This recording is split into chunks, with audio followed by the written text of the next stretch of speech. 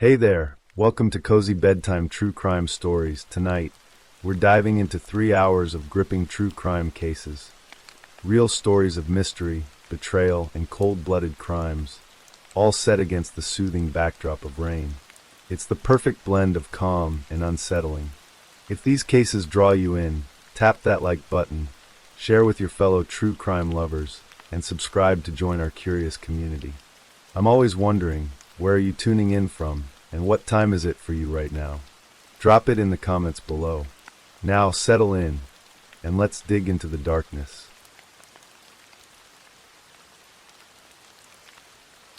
Story 1. The cold that descended upon Bridgewater, Nova Scotia, in late January of 2008 was more than just a matter of weather. It was a deep, biting chill that seemed to seep from the frozen ground into the very bones of the small town, a harbinger of a darkness that would soon envelop the community in a shroud of grief and disbelief. On the surface, Bridgewater was a picture of maritime tranquility, a town of about 8,000 souls nestled along the banks of the La Have River. Life moved at a gentle pace, marked by the changing seasons and the quiet rhythms of a close-knit community. It was the kind of place where a missing child was an unthinkable horror, a nightmare belonging to the sprawling, anonymous cities far away. Within a modest apartment in this seemingly peaceful town, however, a different kind of cold had taken root. It was the coldness of resentment, of desperation, of a love that had become twisted into something monstrous. Here lived 34-year-old Penny Boudreau, a single mother, and her 12-year-old daughter, Carissa. Their relationship, like a wire stretched too taut, was strained to the breaking point. To the outside world, Penny was just another mother trying to make her way. But inside the walls of their home, the air was thick with tension, a constant, low-level hum of conflict between a mother and a daughter on the cusp of adolescence. Carissa was a typical 12-year-old girl.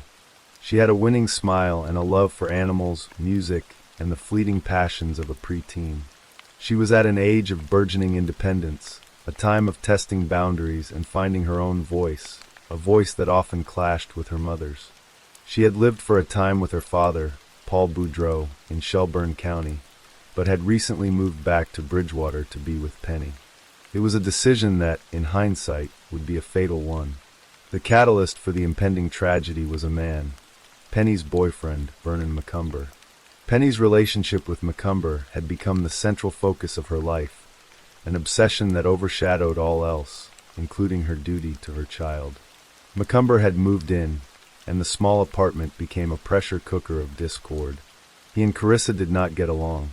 The arguments between mother and daughter, already frequent, escalated in volume and intensity, the sound of their screaming and hollering a regular disturbance for the neighbors.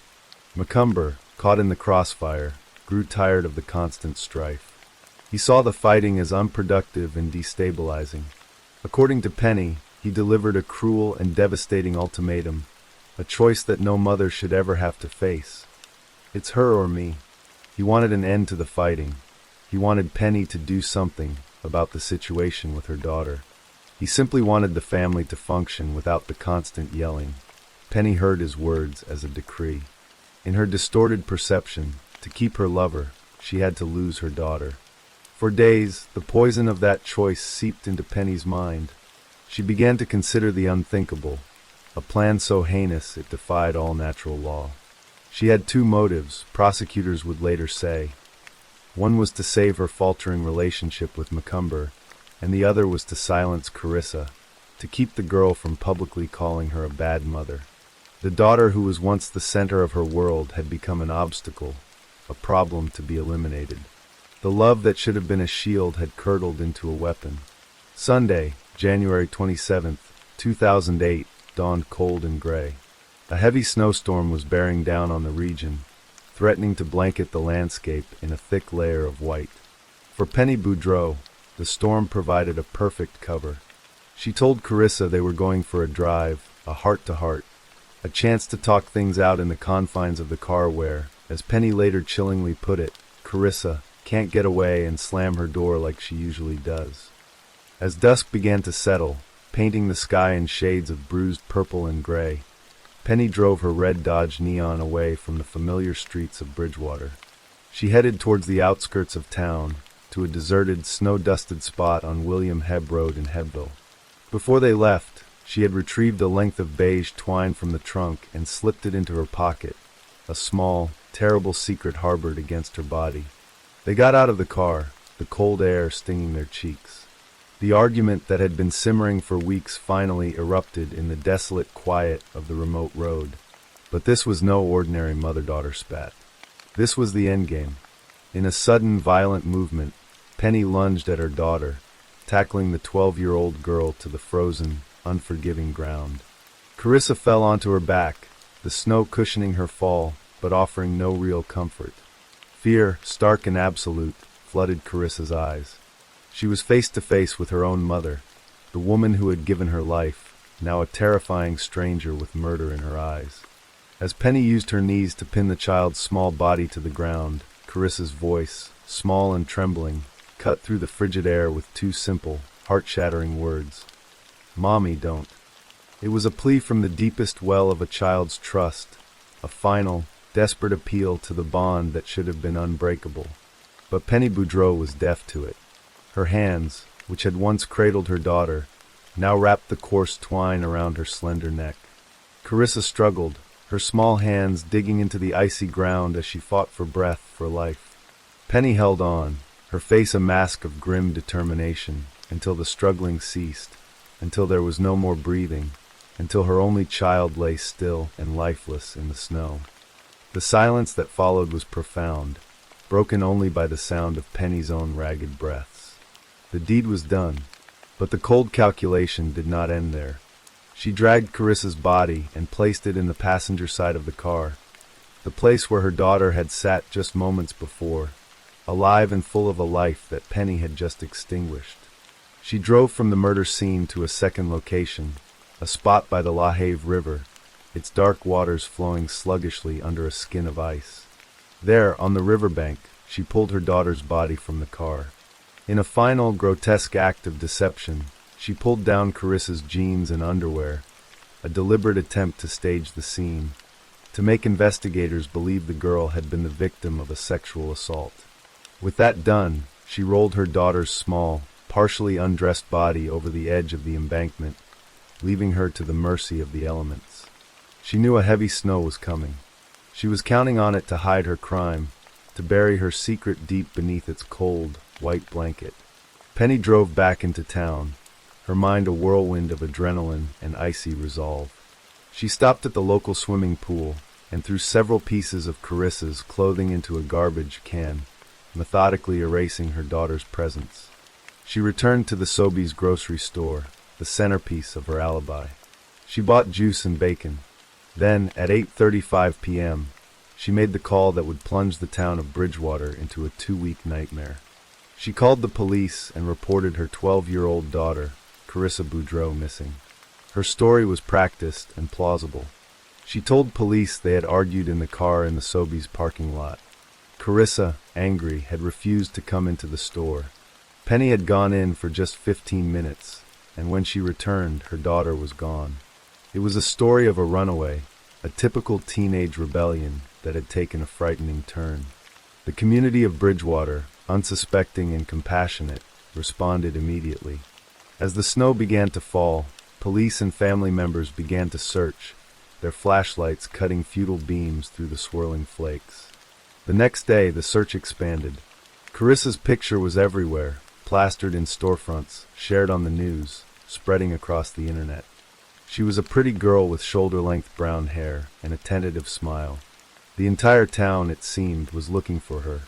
2 days after she had murdered her child, Penny Boudreau faced a bank of television cameras and microphones.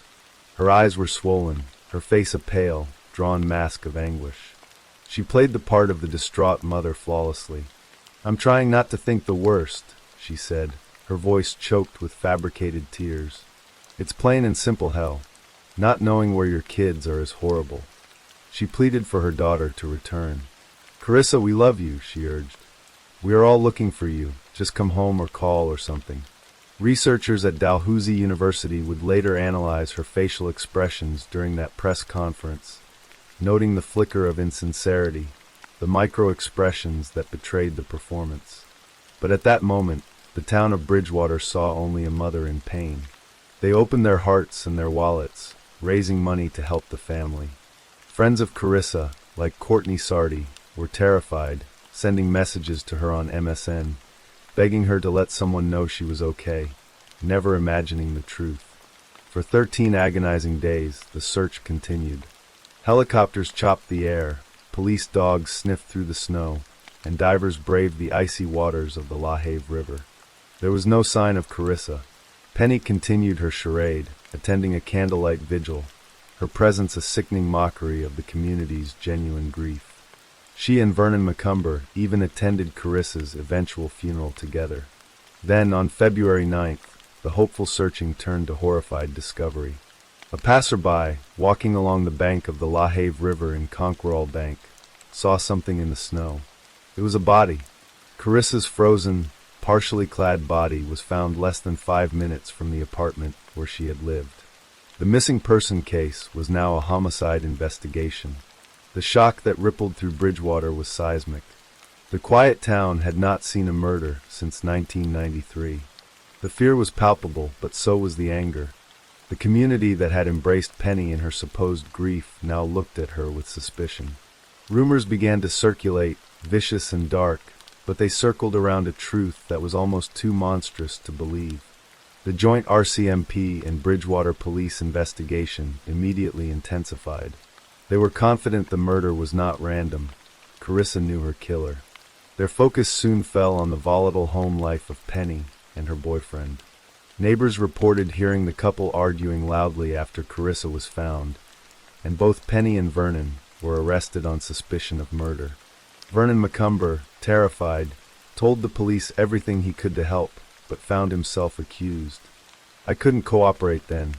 I was scared to death for me," he would later say.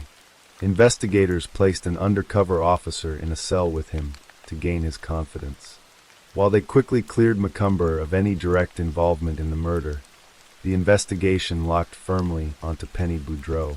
They were certain she was the killer, but they had no physical evidence, no murder weapon, and no confession. They had only suspicion.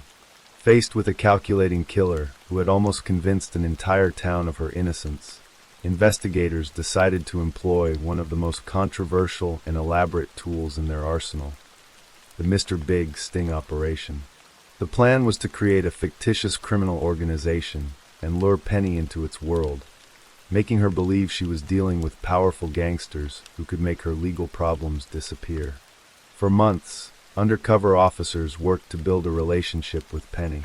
They gained her trust, presenting themselves as members of a crime syndicate. They offered her a deal, a test of her loyalty. If she performed a task for them, another fabricated crime, their powerful boss, the enigmatic Mr. Big, would use his influence to destroy any evidence the police had against her in Carissa's murder.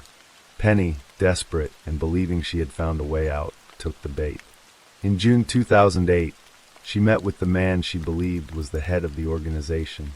Not realizing she was being recorded by hidden cameras, she recounted the entire, horrific story of how she murdered her daughter. She reenacted the crime, demonstrating how she had pinned Carissa to the ground, knelt on her chest, and strangled the life out of her.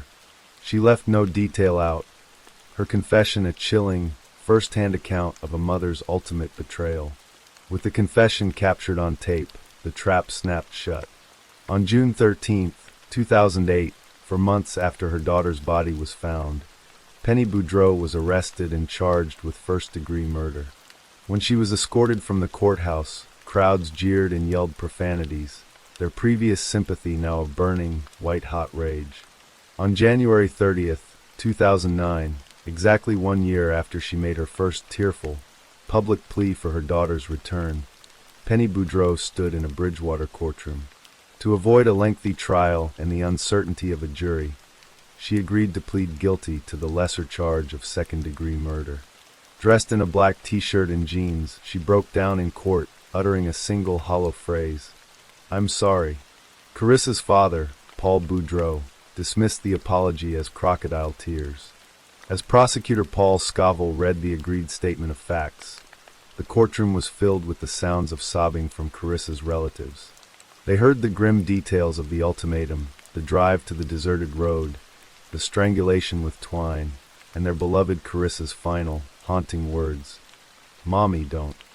Justice Margaret Stewart, looking directly at the woman who had committed this unthinkable crime, delivered a sentence as scathing as it was just. She sentenced Penny Boudreau to life in prison with no possibility of parole for 20 years. "You can never call yourself mother in conjunction with Carissa's name again," the judge stated, her voice resonating with moral authority. "The words, 'Mommy, don't,' from a trusting and loving Carissa are there to haunt you for the rest of your life." The case left deep scars on everyone it touched.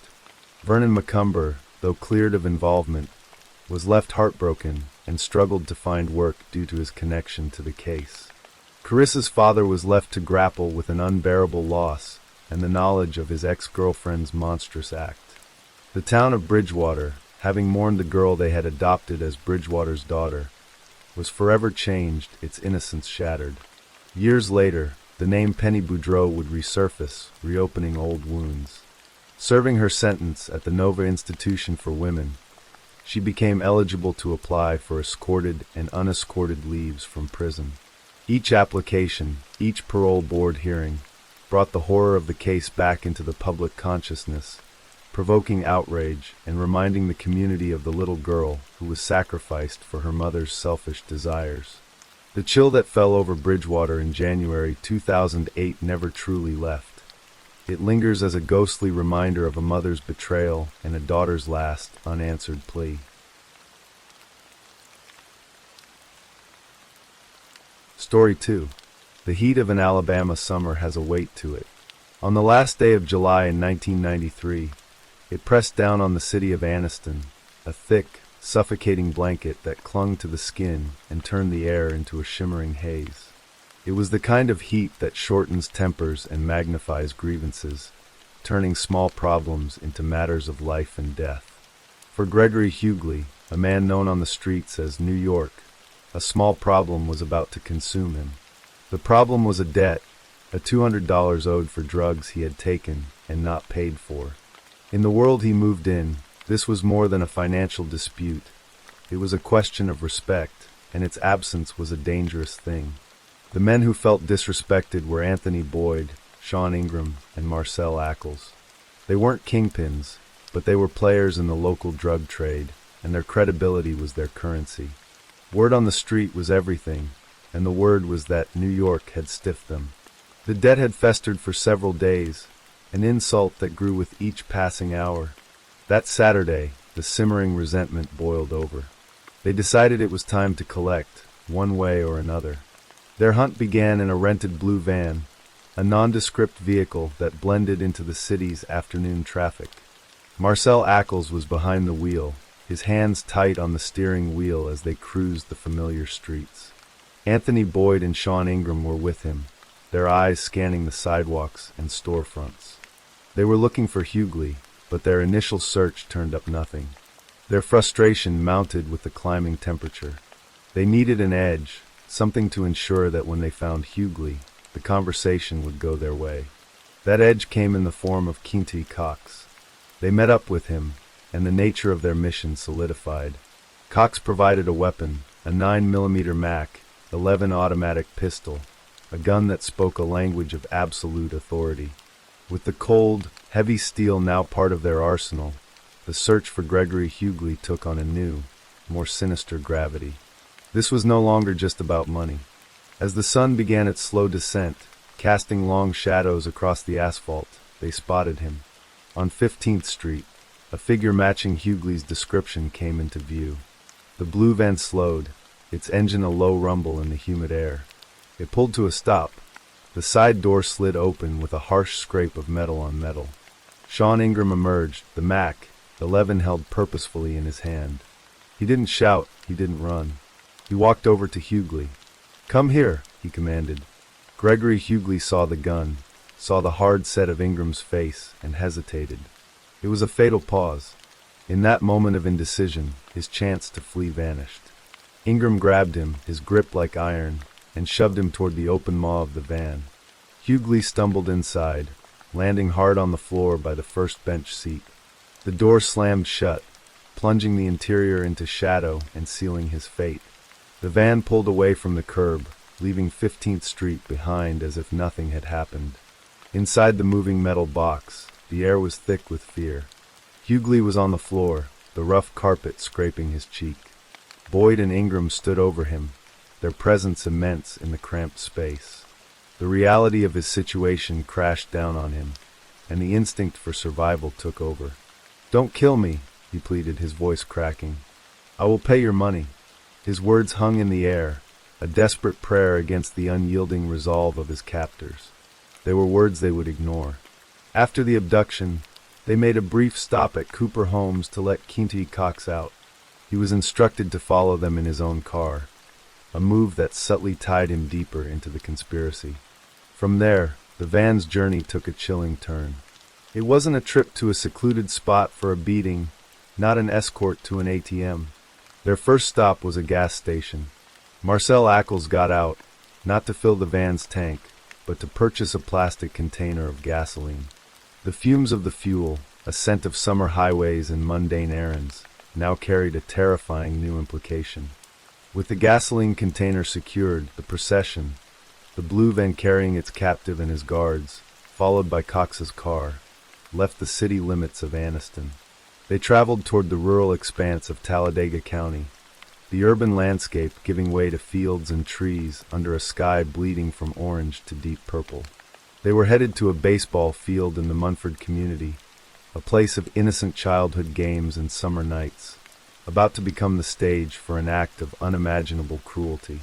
During the drive, Hughley remained on the floor of the van, pinned by the authority of Boyd and Ingram. He continued to beg for his life, his voice a raw current of terror. "Please don't kill me. Just beat me," he implored, trying to negotiate for a pain he could survive over one he could not. His pleas were met with a cold, echoing silence. They arrived at the baseball field between 7 o'clock and 8 p.m. The day's last light was fading fast, and the field was deserted. The squeak of the van's brakes was the only sound. Ingram ordered Hughley out of the van and forced him to lie down on a wooden bench in the dugout.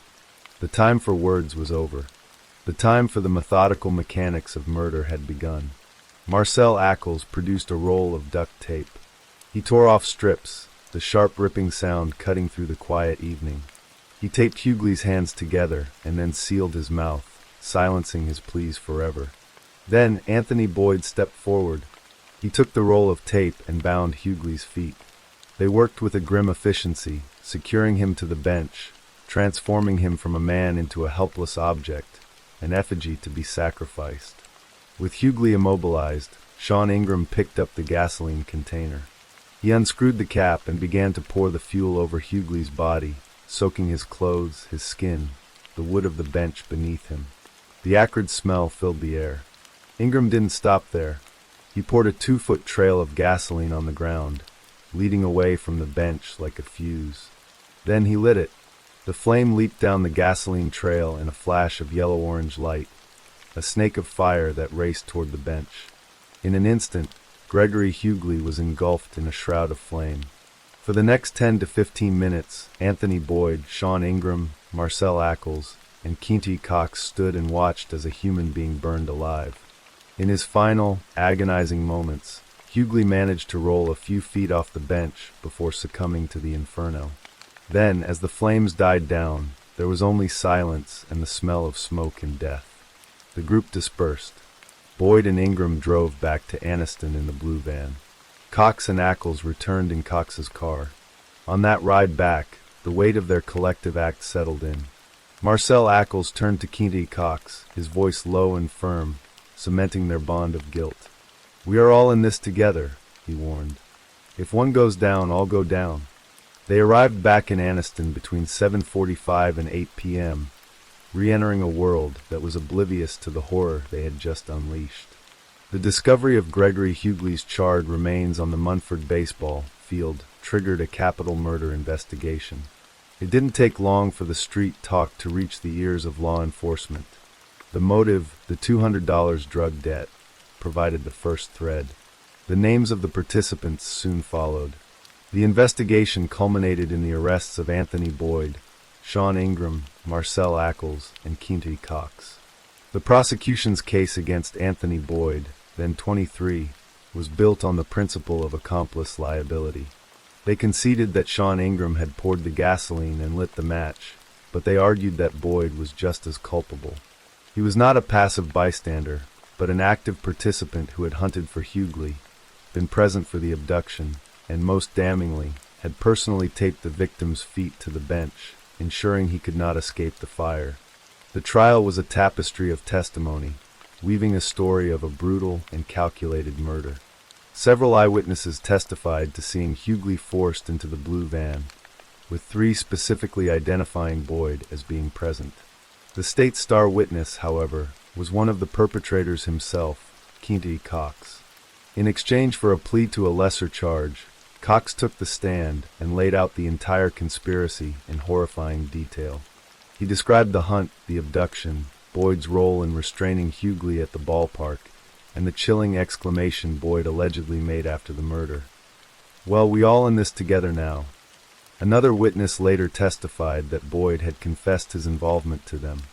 Boyd's defense team countered with an alibi.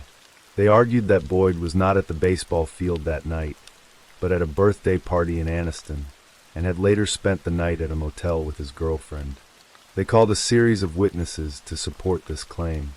An Anniston police officer testified to chasing Boyd one evening in July 1993, but couldn't specify the date. 3 other witnesses stated they saw Boyd at the party, but not until 10 or 11 p.m., well after the murder had occurred. Only one witness, Felicia Jones, provided a potential alibi for the time of the murder, claiming she saw Boyd at the party shortly after she arrived at 7 p.m. However, Boyd's defense was plagued by what his later appeals would describe as woefully inadequate legal representation. His attorney, William J. Willingham, seemed unprepared for the gravity of a capital murder trial. He failed to obtain grand jury testimony until a week before the trial, did not subpoena key witnesses, and never interviewed the prosecution's witnesses, relying instead on his former boss's notes. This lack of preparation left the alibi defense feeling flimsy and disorganized in the face of the state's detailed and corroborated account of the crime. The prosecution's narrative was grimly supported by crime scene photographs, which, though gruesome, were admitted to corroborate the coroner's testimony and Cox's account of how Hughley had been bound and burned. There was no forensic evidence, no fingerprints, that directly tied Boyd to the scene. The state's case rested entirely on eyewitness testimony, primarily from his co-conspirators. But it was enough. The jury looked past the alibi and the lack of physical evidence, and focused on the consistent story of the abduction and murder. They found Anthony Boyd guilty of capital murder committed during a kidnapping. During the sentencing phase, the jury recommended, by a vote of 10-2, that he be sentenced to death. The judge agreed, and Anthony Boyd was sent to death row. Sean Ingram, the man who lit the fire, was also convicted of capital murder and received a death sentence. For decades, Anthony Boyd lived in the shadow of the executioner, confined to a cell at the William C. Holman Correctional Facility in Atmore, Alabama. He maintained his innocence throughout, his case becoming a focal point for critics of the death penalty, who pointed to the lack of forensic evidence and the reliance on informant testimony. His appeals centered on the ineffectiveness of his trial counsel and the conflicting witness accounts. But appeal after appeal was denied. In the fall of 2025, his time ran out. The state of Alabama scheduled his execution for October 23rd, setting him up to be the second person in the state to be executed using the controversial method of nitrogen gas. In the final days, his lawyers made desperate pleas, and Boyd himself asked to meet with the governor, still proclaiming his innocence in the face of a legal system that had condemned him more than 30 years prior. But his guilt in the horrific, burning-alive murder of Gregory Hughley was, in the eyes of the state, a settled matter. The story that began with a $200 debt on a hot July afternoon was about to reach its final, sterile conclusion in an execution chamber, a quiet end to a saga born of fire and rage.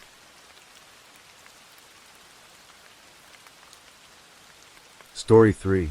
The quiet street of Cary Avenue in West Brighton, Staten Island, was a picture of suburban tranquility on that fateful Monday in October. The autumn leaves, in their final, brilliant display of color, carpeted the sidewalks, and the air carried the crisp promise of the coming winter. Inside one of the modest apartments, however, a storm of a different kind was brewing, a tempest of the mind that would soon unleash a maelstrom of violence and shatter the fragile peace of a family forever. Alicia Zayas, a mother of two, had been with Anthony Casalasbro for nearly 6 years. At 45, Anthony was a man who had seen his share of life's hardships. A retired employee of New York's Department of Sanitation, he had been forced onto disability due to severe vision loss. But his physical limitations had not dimmed his spirit. He was, in Alicia's words, a great man, a man who had stepped into the role of a father figure for her children, a role he hadn't had to take on, but did so with a quiet strength and a gentle heart. They were making plans, Alicia and Anthony. They were going to buy a home together, a place where they could build a future, a sanctuary from the struggles of their past. But the future, as they had envisioned it, was about to be stolen from them in the most brutal and unimaginable way. The source of the impending tragedy was Alicia's 19-year-old son, Damien Hurstel. To the outside world, Damien was a quiet, unassuming young man. Neighbors would later say they rarely saw him, that he was a ghost in his own home. But behind the closed doors of their apartment, Damien was a different person, a young man locked in a desperate battle with his own mind. His struggles had begun at the tender age of 6, after his father was sent to prison. The trauma of his childhood had cast a long, dark shadow over his life, a shadow that would only grow deeper and more menacing with time. At 13, another trauma, a sexual assault by another student, had sent him spiraling further into the abyss of mental illness. He was diagnosed with post-traumatic stress disorder and major depression. He began to hallucinate, to see things that weren't there, to draw disturbing images that gave a chilling glimpse into the chaos that was consuming his mind. He was hospitalized twice after suicide attempts, his young life a constant dance on the edge of a precipice. For a time, there was a glimmer of hope. By the age of 14, with the help of medication, Damien seemed to stabilize. The storms in his mind appeared to have subsided, and a semblance of normalcy had returned to their lives. Alicia, a mother's love of fierce and unyielding force, had fought tooth and nail to get him the help he needed. She had navigated the labyrinthine corridors of the mental health care system, a system she felt had ultimately failed her son. The turning point came when Damien turned 18. The privacy laws that were meant to protect him had, in a cruel twist of irony, become a wall that separated his mother from his medical care. She was no longer privy to his doctor's decisions, no longer able to ensure he was taking his medication. "I didn't even know what doctors he was seeing," she would later lament, her voice thick with a mother's grief and guilt. "Every morning I reminded him to take his meds. He said he was, but I'm not sure anymore." Earlier that year, his doctors had made a decision that, in Alicia's eyes, had set the stage for the tragedy to come. They had changed his medication, discontinuing the antipsychotic Depakote that had kept him stable for years without warning her. The consequences of that decision would be catastrophic. Damien's behavior had become increasingly erratic. He had grown more withdrawn, his eyes, once a light, clear blue, now seemed dark and distant, as if he were looking at a world that only he could see. On that Monday, the simmering tensions in the house finally boiled over. The day had started like any other, but an argument between Damien and his mother had set off a chain reaction that would end in bloodshed. The details of the argument are hazy, a prelude to a horror that would defy all comprehension. What is known is that after the argument, Alicia left the apartment, leaving Damien and Anthony alone. It was late afternoon when Bree, Damien's 16-year-old sister, returned home from school. The front door was ajar, a small detail that was a harbinger of the chaos that lay within. As she stepped inside, a sense of unease washed over her. The apartment was eerily quiet, the silence heavy and oppressive. And then she saw it. The blood. It was everywhere, a gruesome tapestry of violence that stained the walls and floors of their home. Her heart pounding in her chest, she called out for her mother, for Anthony, for Damien. There was no answer. A sense of dread, cold and sharp, pierced through her fear. She followed the trail of blood, a macabre path that led her to the bathroom. What she saw in that room would be seared into her memory for the rest of her life. In the bathtub lay the body of Anthony Casalaspro. He had been stabbed multiple times in the head and neck. But the horror did not end there. His head had been severed from his body, a final, brutal act of violence that spoke of a mind unhinged. Bree's world tilted on its axis. The screams that she wanted to let out were trapped in her throat, a silent, agonizing cry of terror and disbelief. And then Damien appeared. He was covered in blood, his clothes stained with the evidence of his horrific deed. He looked at his sister, his eyes devoid of any emotion, and said, "I did something bad." He tried to stop her from seeing the full extent of the carnage, a futile attempt to shield her from the nightmare he had created.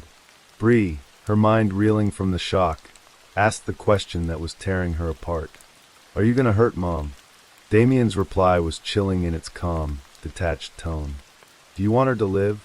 In that moment, Bree's love for her mother was a beacon in the darkness. She pleaded for her mother's life, and Damien, in a strange act of mercy, allowed her to leave. She fled the apartment, her feet pounding on the pavement as she ran, her voice a desperate, trembling sob as she called her mother.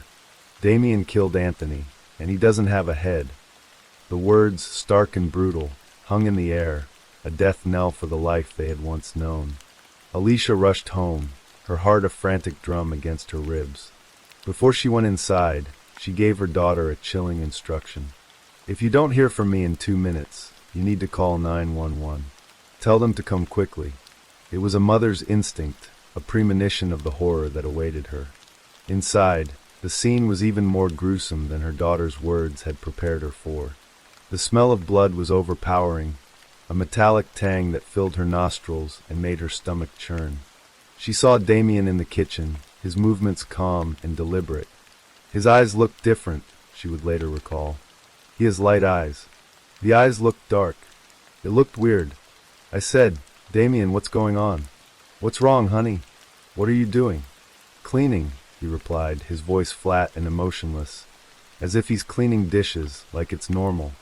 When Alicia asked where Anthony was, Damien's words were a chilling warning. "He's in the bathroom, but you don't want to go in there." But she had to see for herself. She had to face the truth, no matter how monstrous it was. The bathroom was a scene from a nightmare.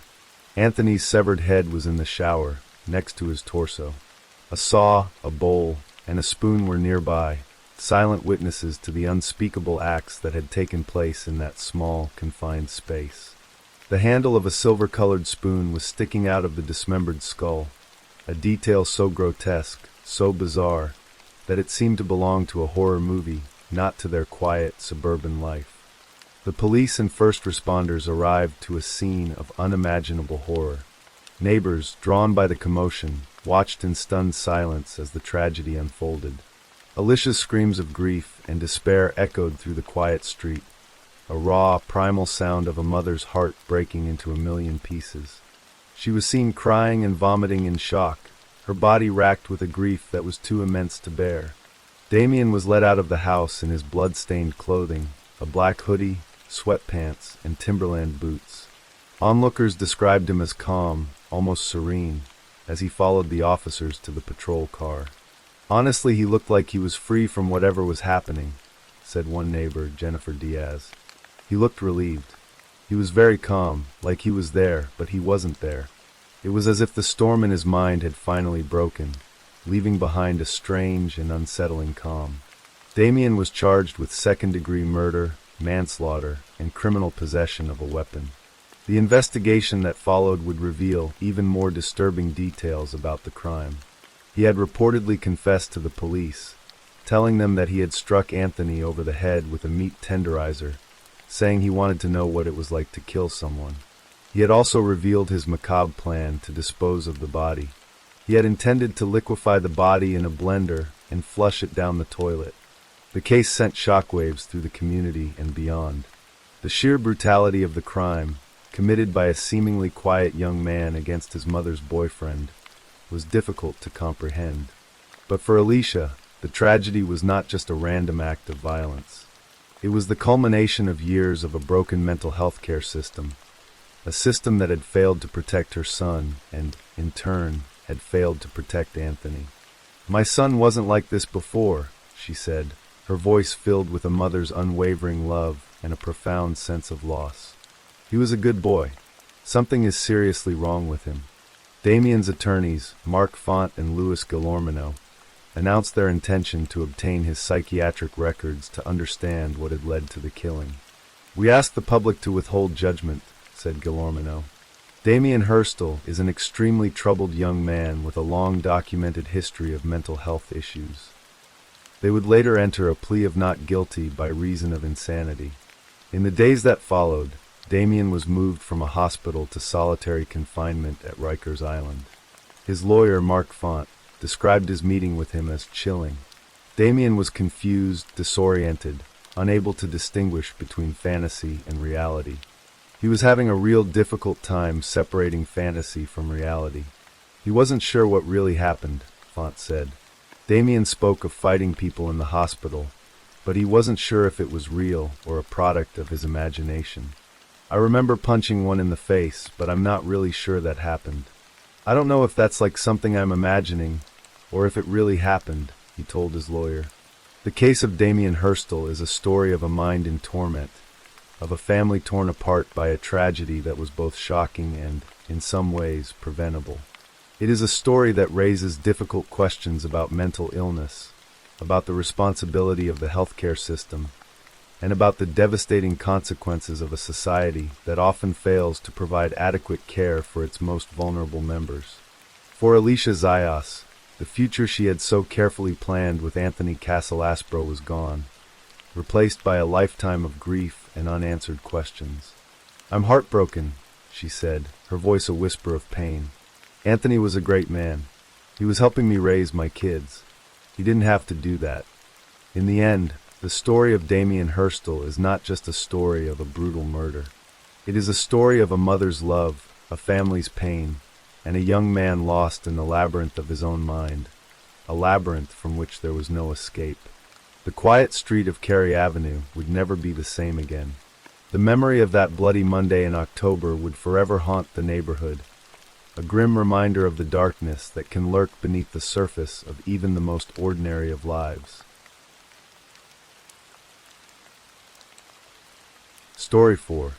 The heart of Australia is a vast, unforgiving expanse of red earth and cobalt sky, a landscape of raw, primordial beauty that stretches to an endless horizon. It is a place where distances are measured in days, not hours, and where the silence is so profound it feels like a physical presence. This is the outback, a land of ancient rock formations, resilient scrub, and a solitude that can be both liberating and terrifying. Along the spine of this continent runs the Stuart Highway, a lonely ribbon of asphalt that cuts a determined path through the wilderness, connecting the southern city of Adelaide to Darwin in the tropical north. For travelers, it is a rite of passage, a journey into the soul of Australia. For Peter Falconio and Joan Lees, it was the adventure of a lifetime, the penultimate leg of a globe-trotting odyssey that had brought them from their home in England to the sunburnt country. But on a cold winter's night in July 2001, this road would lead them not to the natural wonders they sought, but into an encounter with a darkness as vast and as desolate as the landscape itself. Peter, 28, was a man on the cusp of his future. Born in the West Yorkshire town of Hepworth, he was the third of 4 sons in a close-knit family, a young man with an easy smile and an adventurous spirit. He had met Joan Lees, a vibrant and independent woman 5 months his junior, in a nightclub in 1996, and their connection was immediate and deep. They built a life together in Brighton, where Peter studied, and by the turn of the millennium, they were ready to see the world. On November 15, 2000, they set off, their passports stamped with the names of far-flung destinations, Nepal, Singapore, Thailand, Cambodia. Australia was their final, grand stop. They arrived in Sydney in January 2001 on a working holiday visa, finding jobs and immersing themselves in the rhythm of the city. But the true call of Australia lay beyond the urban sprawl. In late June, they bought their ticket to freedom, a bright orange 1987 Volkswagen Combi van. It was old and a little battered, but it was their home on wheels, the vessel that would carry them across the continent on a meticulously planned road trip from Sydney to Brisbane, via the great southern and central heartlands. Their families back in England were anxious. The news from Australia had recently been filled with stories of violence against travelers. The infamous backpacker murders, the Port Arthur massacre, a deadly fire at a hostel in Childers. But Peter and Joanne were young, in love, and filled with the invincible optimism of adventurers. The risks seemed distant, abstract, shadows in a land of brilliant sunshine. By mid-July, they were deep in the Northern Territory, the Combi chugging its way north along the Stuart Highway. On the evening of Saturday, July 14th, they were making their way from the tiny outpost of Barrow Creek towards the Devil's Marbles, a sacred site of giant, precariously balanced granite boulders. Peter was at the wheel, his silhouette framed against the fading light of the desert sunset. Joanne sat beside him, the vast, empty landscape scrolling past her window. As twilight bled into a star-dusted darkness, Joanne became aware of a vehicle behind them. A white, four-wheel drive Toyota Uda with a distinctive green canopy had been tailing them for some time, ever since they had stopped at the Barrow Creek Roadhouse. It was not unusual on this long, straight road. They expected to be overtaken. But as the Toyota pulled alongside their lumbering Combi, the driver, a man with a thick mustache and a shaggy appearance, began gesticulating wildly, pointing urgently towards the back of their van. Peter, concerned, slowed the Combi and pulled over onto the dusty shoulder of the highway. The Toyota sped past and stopped a short distance ahead. Peter got out and walked towards the other driver, a solitary figure against the immense backdrop of the desert night. Joanne watched as the two men met between the vehicles. After a moment, the man explained what he had seen. Sparks, he said, were shooting out of the Combi's exhaust pipe. It was a common enough problem with an old vehicle, a plausible reason to be flagged down in the middle of nowhere. The two men walked to the rear of the van to investigate. As they disappeared behind the vehicle, Joanne, ever practical, slid over into the driver's seat. Peter had asked her to rev the engine, to help diagnose the problem. She put her hand on the key, ready. The air was still, the only sound the faint hum of the world. Then a noise. A sharp, cracking bang that tore through the silence. Joanne's first thought was that the exhaust had backfired, a loud but harmless report confirming the stranger's diagnosis. It was a logical assumption, the kind of thought one has in the last moments of a normal life. But the man did not call out. Peter did not reappear. A beat of silence stretched, then another. And then the stranger was at her window. In his right hand, he held a silver handgun. The world tilted on its axis. The quiet desert night, the friendly stranger, the concern over the van. It was all a facade, a carefully constructed trap. The man's face, now seen up close, was hard and weathered, his eyes cold. He motioned with the gun, and Joanne, paralyzed by a fear so absolute it was almost surreal, could do nothing but obey. He climbed into the Combi, the small space suddenly claustrophobic, filled with his menacing presence and the metallic glint of the weapon. He ordered her to put her hands behind her back. She complied, her mind racing, trying to process the impossible. He produced a set of black cable ties and cinched them tight around her wrists, the plastic biting into her skin. He tried to bind her feet, to tape her mouth, but a primal instinct for survival surged through her shock. She fought back, kicking and struggling, a desperate, frantic resistance against the inevitable.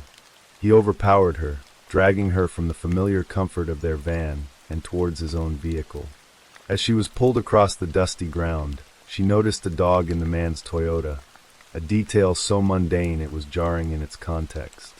He forced her into the Uda, pushing her between the front seats and into the rear footwell.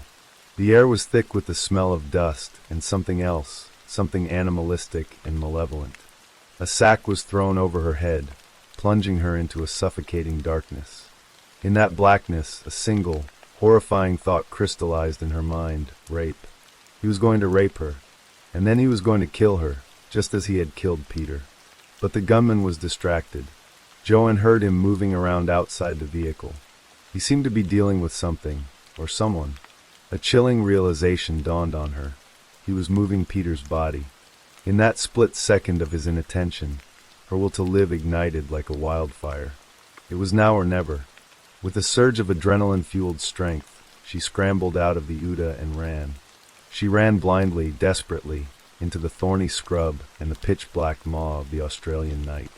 The gunman shouted, his voice a furious roar that cut through the darkness. He had a torch, its powerful beam slicing through the bush as he began to search for her. Joanne threw herself to the ground, crawling under low-lying shrubs, the thorns tearing at her clothes and skin. She held her breath, her heart hammering against her ribs, as the beam of light swept past her hiding place, once, twice, a third time. He was hunting her. She was prey. For what felt like an eternity, she lay frozen in the dirt, the silence of the desert now her only shield. Eventually, the sound of the Toyota's engine roared to life, its headlights cutting a swathe across the landscape as it drove away, leaving her utterly alone in the vast, dark wilderness. For hours, Joanne remained hidden, too terrified to move. Every rustle of a leaf, every snap of a twig, sounded like his returning footsteps. The cold of the desert night seeped into her bones, but her fear was a fire that kept the numbness at bay.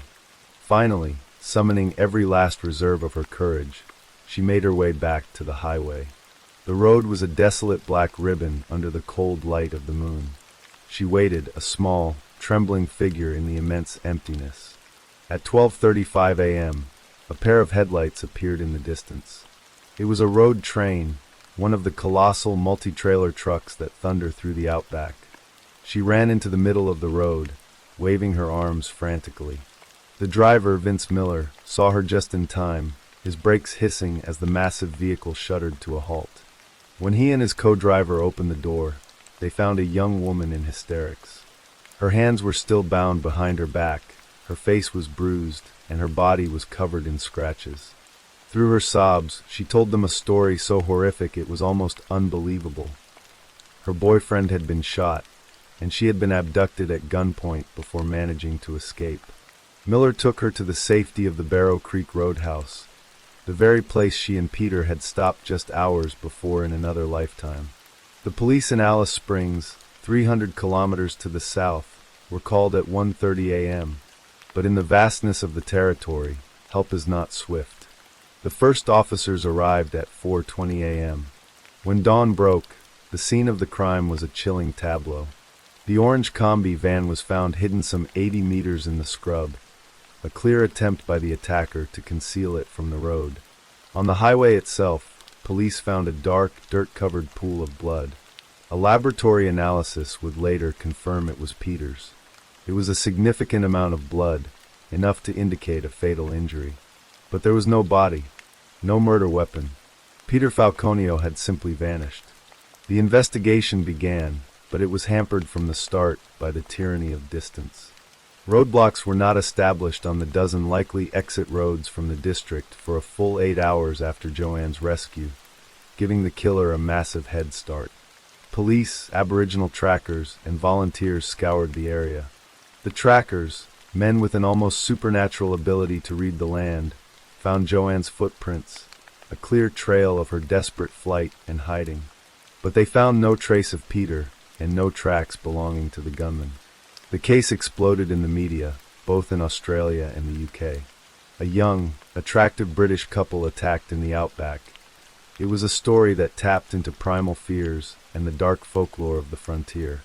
Joanne Lees, the sole survivor and witness, was thrust into an unforgiving international spotlight. Initially, her story was framed as one of incredible bravery and survival against all odds. But soon the narrative began to shift. In police interviews and press conferences, Joanne appeared calm, detached, almost cold. Her demeanor did not match the public's expectation of a grieving, traumatized victim. Inconsistencies, some minor and some more significant, emerged in her statements. She struggled to describe the attacker's dog, the exact model of his Toyota, details that were lost in the terrifying blur of the event. The police released CCTV footage from a service station in Alice Springs, showing a man who matched the general description, but Joanne couldn't be certain it was him. The media and a significant portion of the public turned on her. The whispers grew into a roar of suspicion. Was she telling the truth? Was she somehow involved? Parallels were drawn to the notorious case of Lindy Chamberlain, another woman who had faced public condemnation after claiming a dingo had taken her baby in the very same outback. Joanne was vilified, her character assassinated in tabloids and on talk shows. She was a woman who had survived a horrific ordeal, only to be subjected to another, trial by media. She's a very brave woman and she deserves a lot more credit than she's ever been given, lead investigator Colleen Gwynn would later state. But at the time, Joanne stood largely alone against a tide of doubt. Despite the scrutiny, the investigation pushed forward. A reward of $250,000 was offered, but it yielded little. The only solid piece of forensic evidence was a small trace of unidentified male DNA on Joanne's t-shirt, and related traces on the cable ties and the combi's gear stick. For months, the case went cold. The trail of the man in the white Toyota had disappeared into the vast emptiness of the Australian continent. The breakthrough came not from a dramatic confession or a lucky break, but from painstaking police work. Investigators began focusing on the registered owners of Toyota Land Cruiser models matching the description, and on the men who had been identified by callers as potentially being the man in the CCTV footage. One name that came up was Bradley John Murdoch. Murdoch was a 43-year-old mechanic and truck driver from Broome, Western Australia, a man who lived on the fringes, involved in the illicit cross-country trade of cannabis. He was a big, intimidating man with a drooping mustache and a history of violence. He had previously served time for shooting at a group of Aboriginal football fans and had been acquitted of the rape of a mother and her 12-year-old daughter in South Australia just before his trial for Falconio's murder, a fact the jury would never hear. He drove a white Toyota and had a dog, a Dalmatian. Police interviewed Murdoch in Broome in November 2001, but at the time, there wasn't enough to connect him directly, and no DNA sample was taken. The crucial link came months later, in May 2002, when investigators apprehended Murdoch's drug-running accomplice. The accomplice, seeking a deal, began to talk, providing details that placed Murdoch firmly in the frame. Murdoch, sensing the net was closing, vanished. He was finally arrested in August 2002 on an unrelated charge in South Australia. The key to unlocking the case was DNA. Investigators now had their prime suspect, and they needed to match his DNA to the sample found on Joanne's shirt. The result was staggering. The DNA was 150 quadrillion times more likely to belong to Murdoch than anyone else. His DNA was also found on the gear stick of the combi, which the killer had driven into the bush. The man who had haunted Joanne's nightmares and the investigation for over a year finally had a name and a face. The trial of Bradley John Murdoch began on October 17, 2005, in the Supreme Court of the Northern Territory in Darwin. The media interest was so immense that the courthouse had to be specially renovated to accommodate the throng of journalists from around the world. Murdoch pleaded not guilty to the murder of Peter Falconio and the assault and attempted kidnap of Joanne Lees. The prosecution, led by Rex Wild QC, faced a significant challenge. This was a circumstantial case. They had no body, no murder weapon, no confession, and no eyewitness to the murder itself. Their case rested on two pillars: the harrowing testimony of Joanne Lees and the power of forensic science. When Joanne took the stand, the courtroom was silent. She recounted the events of that terrible night with a composure that her detractors had once mistaken for coldness, but which was now clearly the steel of a survivor. She identified Murdoch as her attacker, looking directly at the man who had torn her life apart. Her testimony was powerful, consistent, and deeply moving. The defense, for its part, tried to dismantle her credibility and the forensic evidence. They argued that the DNA match could have been the result of an accidental transfer. Murdoch, they claimed, had stopped at a Red Rooster fast food restaurant in Alice Springs to buy chicken for himself and his dog. By coincidence, Joanne and Peter had also stopped there. Perhaps, the defense suggested, Murdoch's DNA had been transferred to Joanne then, or was even planted by unknown persons.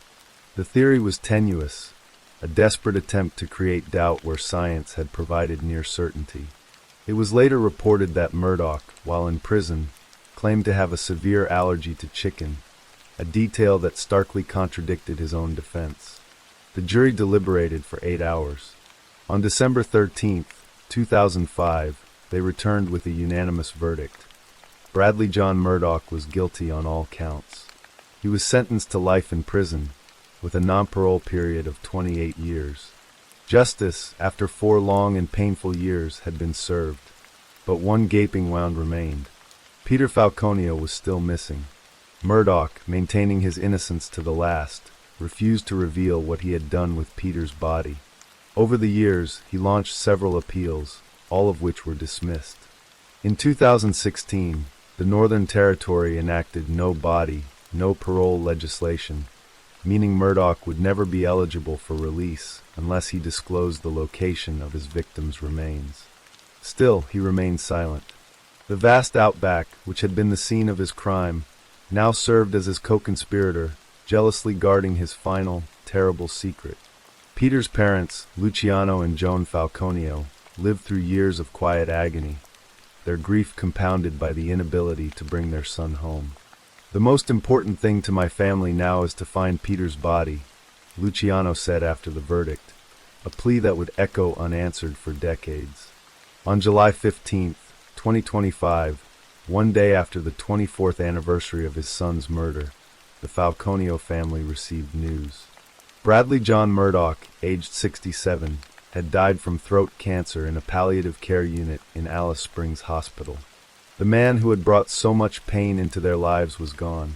His death brought a sense of relief, a weight lifted. "We don't want to let him ruin our lives any more than he already has," his parents said. But it was a bittersweet closure. Murdoch had taken his secret to the grave. The mystery of Peter Falconio's final resting place endures, a lingering ghost in the red dust of the Australian interior. A reward of $500,000 for information leading to his remains still stands, a testament to the police's vow to never give up the search. Somewhere out in that vast, silent land, under the brilliant canopy of the Southern Cross, Peter lies waiting.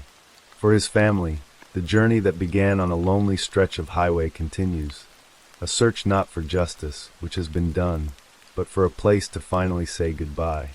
The silence of the outback holds the answer, but it is a silence that may never be broken. Story 5.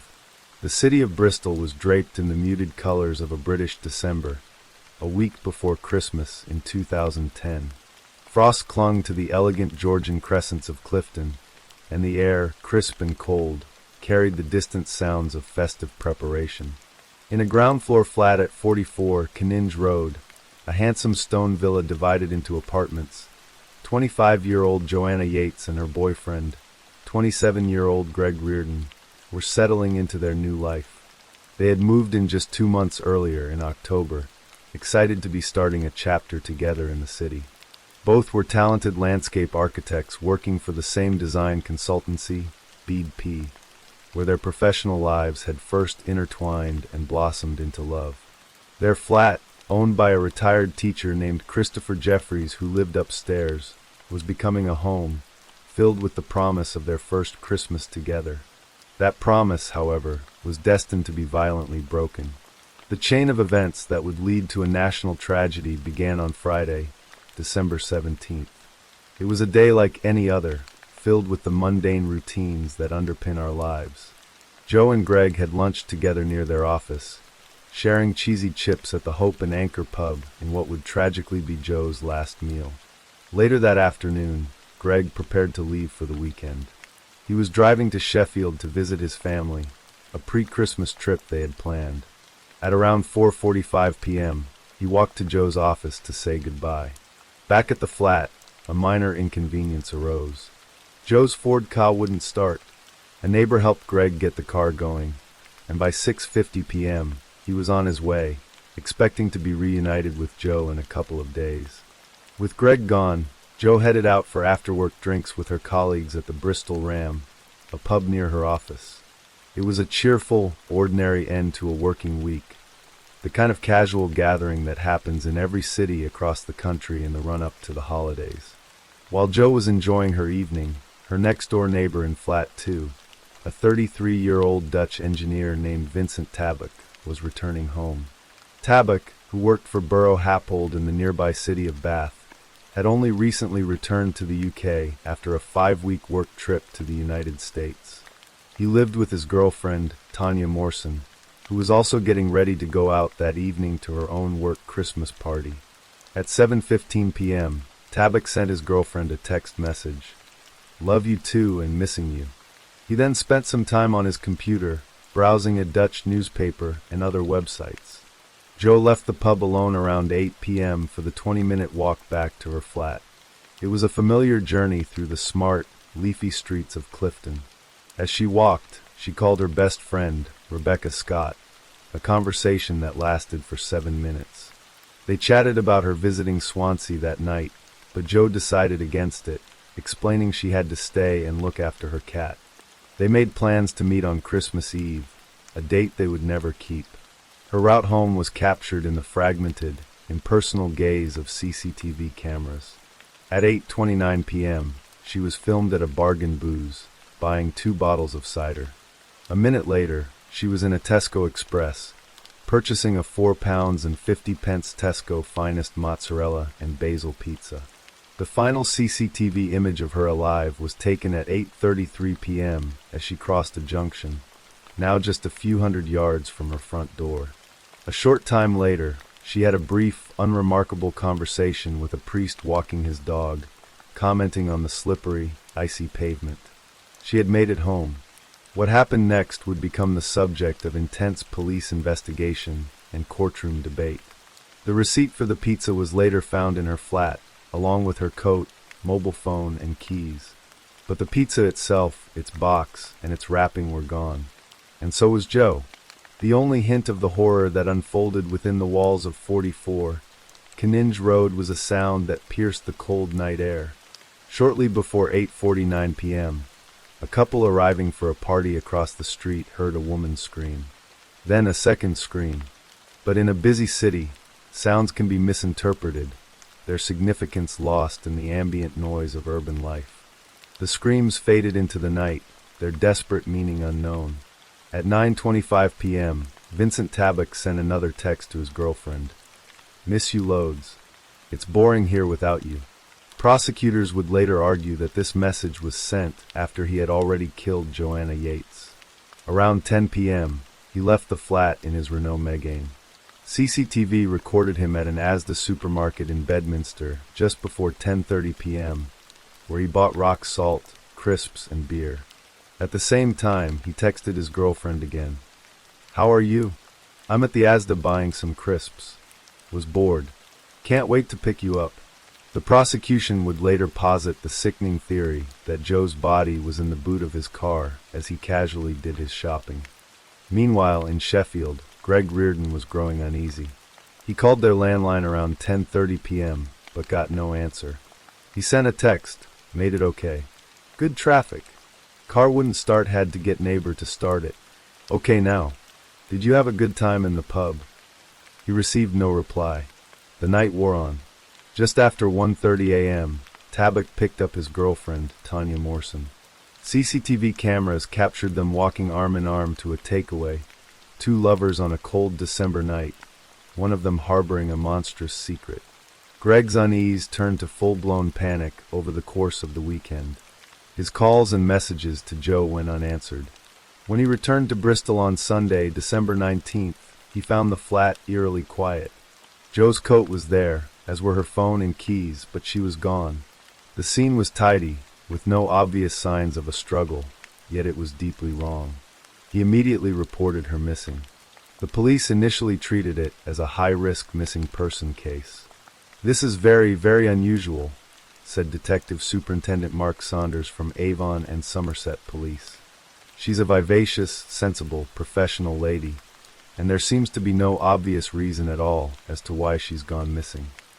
The investigation began, and the mystery of her disappearance gripped the nation, its timing making it all the more poignant. As families across Britain prepared for Christmas, the Yates family was thrown into a state of unimaginable fear. They launched a public appeal, their anguished faces appearing on television screens and in newspapers. Joe's father, David, voiced his conviction that she had been abducted. "I feel sure she would not have gone out by herself, leaving all these things behind, and she was taken away somewhere," he said.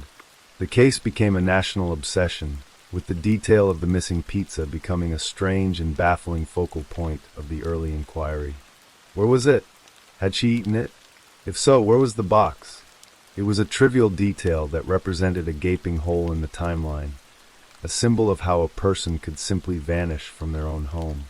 On December 22nd, a heartbroken Greg Reardon made his own public plea. "I desperately want her back. I thought we would be together forever," he said, his voice thick with emotion. "She was my future.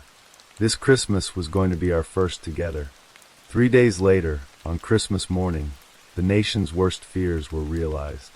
A couple out walking their dogs along a snow-dusted country lane in Phelan, North Somerset, about 3 miles from Joe's home, made a grim discovery. On a roadside verge, partially covered by snow, lay the body of a young woman. The search for Joanna Yates was over. The hunt for her killer was just beginning. A post-mortem examination confirmed she had been strangled. The investigation now became a murder inquiry, one of the largest in Bristol's history. The police's attention soon turned to the building where Joe had lived and died. On December 30th, they arrested her landlord, Christopher Jeffries, on suspicion of murder.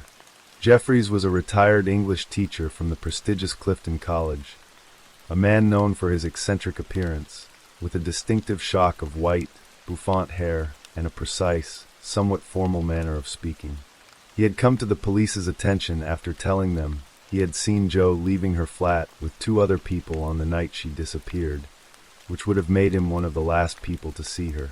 He also knew Greg was away for the weekend.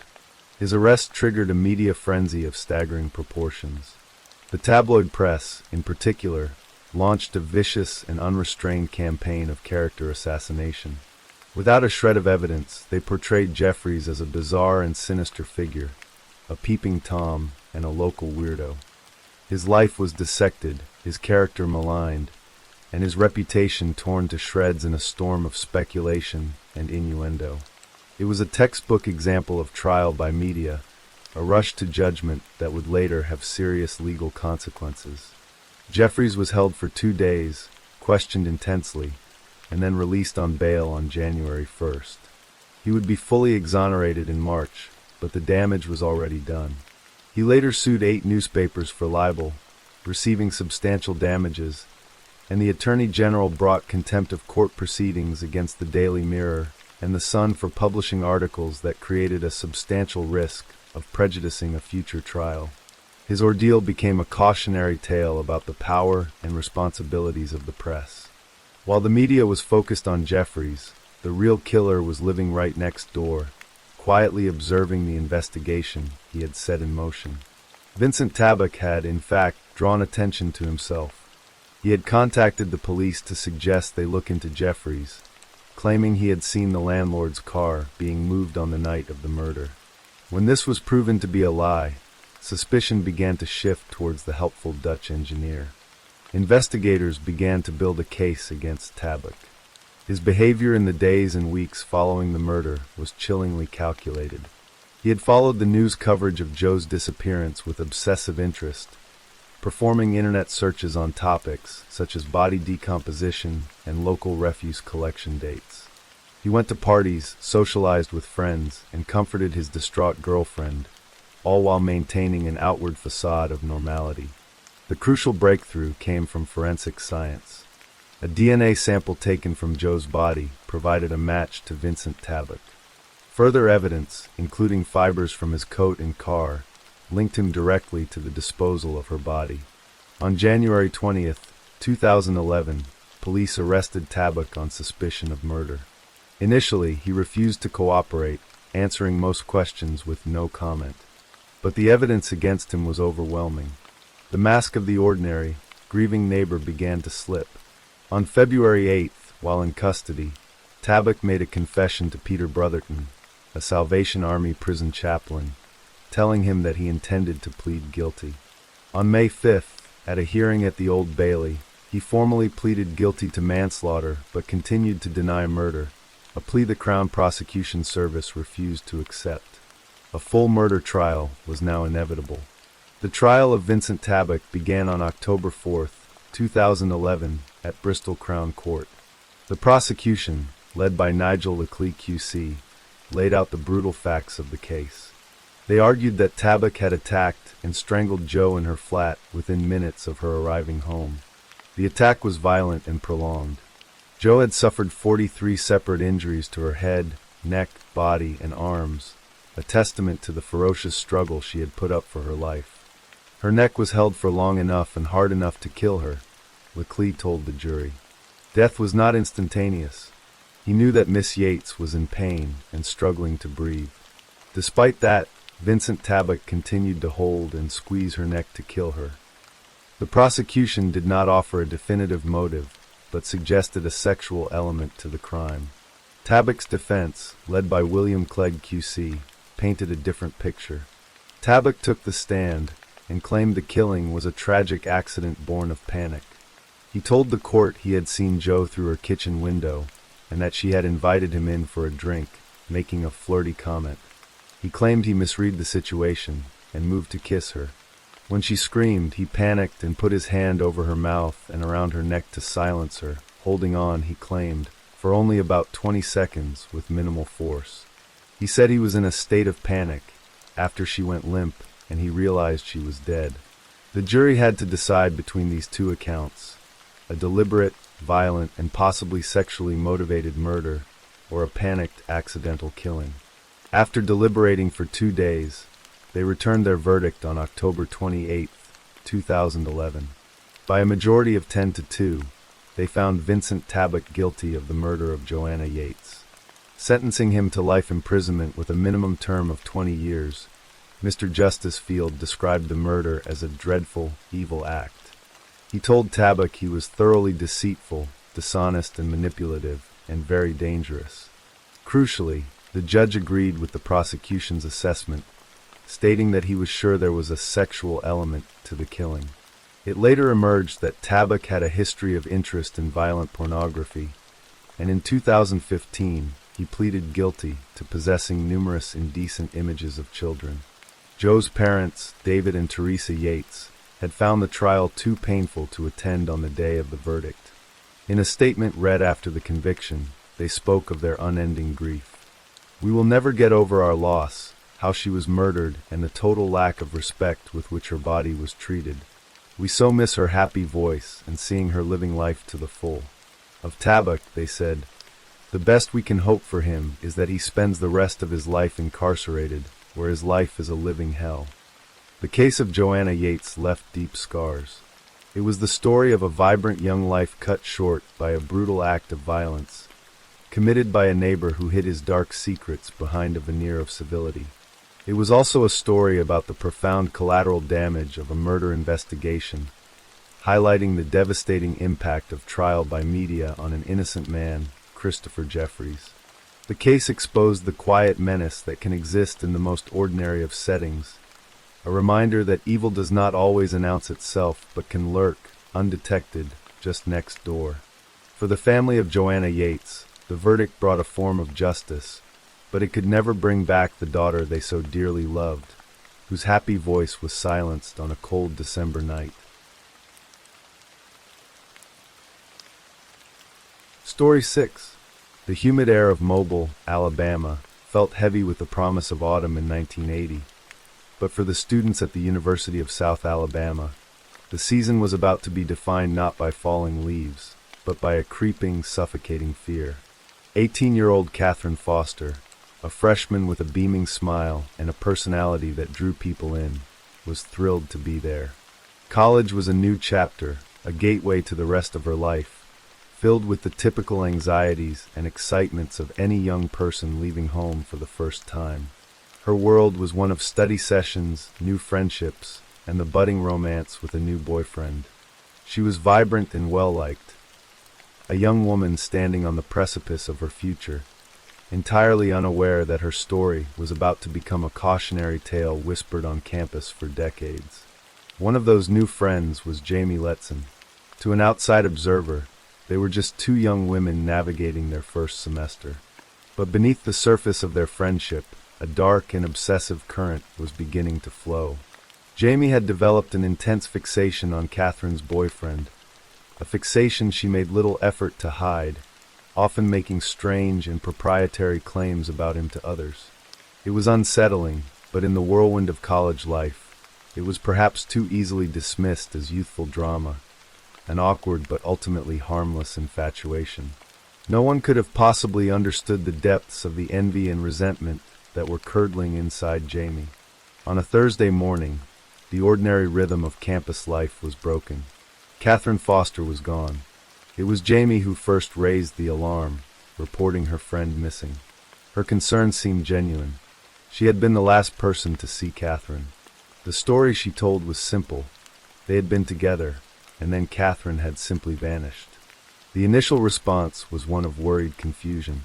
Students disappeared from campus for a myriad of reasons: a spontaneous trip, a personal crisis, a need for space. But as the hours stretched into a day, and then two, a gnawing dread began to settle over the university. Friends and family organized search parties, combing through the sprawling campus, their calls of Catherine echoing through the pines and oaks that dotted the landscape. The search ended in the worst way imaginable. Just a few hundred yards from the relative safety of her dormitory, in a quiet, wooded patch of land, Catherine's body was found. The discovery transformed the campus from a place of learning into a scene from a horror movie. The vibrant young woman had been shot twice in the head. The scene was chillingly devoid of the usual signs of a violent struggle. There was no evidence of robbery or sexual assault. Her fingernails weren't torn, suggesting she hadn't fought for her life. This detail was perhaps the most terrifying of all. It implied that Catherine had walked into those woods willingly, that she had known and trusted her killer. The murder plunged the University of South Alabama into a state of panic. The specter of a predator, a boogeyman, haunted the campus walkways. Was there a serial killer on the loose? Students began walking in groups, locking their doors with a new sense of urgency and casting suspicious glances at strangers. The mobile police department descended on the campus, determined to find the person responsible. The initial investigation, however, was immediately hampered by a critical and ultimately catastrophic piece of misinformation. The medical examiner, after conducting the autopsy, concluded that Catherine had likely died on Friday night, more than 24 hours after she was last seen on Thursday morning. This single, seemingly scientific fact sent the investigation down a rabbit hole of false leads and bewildering theories. If Catherine had died on Friday, where had she been for the entire intervening day? This 24-hour gap became a canvas for wild speculation. Was she held captive in some hidden location? Investigators chased down bizarre theories, including one involving a cage found on campus that was large enough to hold a person. The focus quickly fell on a campus security guard. He had reportedly developed an obsession with Catherine, creating a strange shrine to her and even writing a poem about her after her death. He seemed like a plausible suspect, the kind of lone predator the terrified campus imagined was in their midst. But the guard had an alibi for the time of the murder, and there was no physical evidence to connect him to the crime. The lead went nowhere. Meanwhile, the person who held all the answers, Jamie Letson, remained on the periphery of the investigation. She was the friend, the one who had reported Catherine missing. She was a source of information, not a suspect. Shortly after the discovery of the body, she left campus, never to return. She officially withdrew from her courses 2 weeks later, her departure seen as a natural reaction to the trauma that had unfolded. The original investigators, consumed by the faulty timeline and the specter of an unknown male predator, never gave her a second thought. The real killer had simply walked away, leaving behind a community paralyzed by fear and a case that was rapidly growing cold. For more than 2 decades, the case of Catherine Foster remained as Alabama's most haunting unsolved mysteries. The file gathered dust, a thick testament to a trail gone cold. For Catherine's family, the silence was an open wound, a constant, aching absence of both their daughter and of justice. The university community moved on, new generations of students walking the same paths, largely unaware of the dark history that lingered in the woods near the dorms. But the story never truly died. It became a ghost story, a local legend. Then, in 2002, the case file was pulled from the archives. Jim Barber, a seasoned detective with the Mobile Police Department, decided to use the Catherine Foster murder as a teaching case for his criminology students. It was the longest-running cold case in Alabama's history, a complex puzzle that had stumped investigators for 22 years. Barber and his students began the painstaking process of sifting through the old evidence, not with fresh eyes, but with a new methodology. They applied modern profiling techniques, looking past the established theories and focusing on the core of the crime, the victim and her relationships. Barber immediately questioned the prevailing narrative of a random abduction. The lack of a struggle was a sticking point for him. Her fingernails weren't torn off. You'd make every effort to escape, he reasoned. This suggested trust. Catherine had not been dragged into the woods. She had been led. The team began to believe the motive wasn't random violence, but something deeply personal like jealousy. This shifted their perspective. A male perpetrator wasn't the only possibility. A female was just as plausible, if not more so. Their attention inevitably turned to Jamie Letson. Her behavior in 1980, when viewed through this new lens, seemed deeply suspicious. She was the last person to see Catherine alive. She was the first to report her missing. She had a documented obsession with Catherine's boyfriend. And most tellingly, she had fled the campus immediately after the murder and never came back. The pieces, which had seemed disconnected in 1980, now began to form a chilling picture. Jamie wasn't just a grieving friend. She was a prime suspect who had been hiding in plain sight. As Barber and his team were zeroing in on Jamie, a bombshell landed.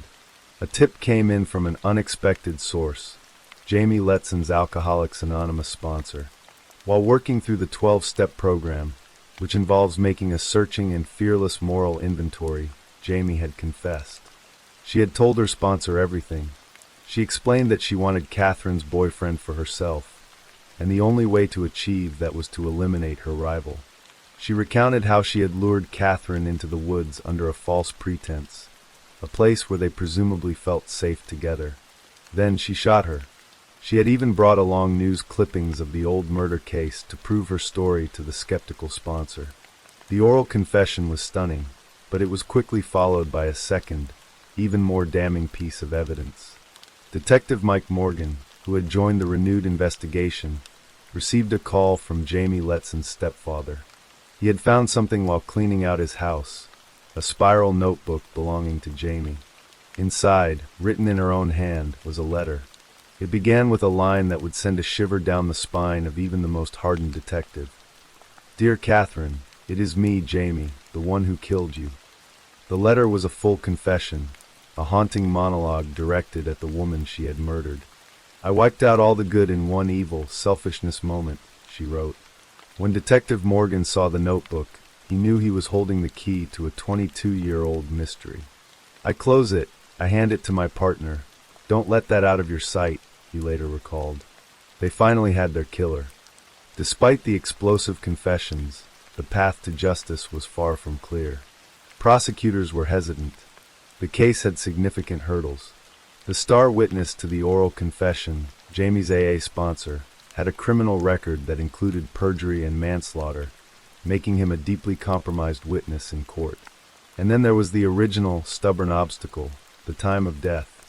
Jamie Letson had an alibi for Friday night, the time the medical examiner had determined Catherine was killed. The written confession was powerful, but if Jamie couldn't have been there, the case would fall apart.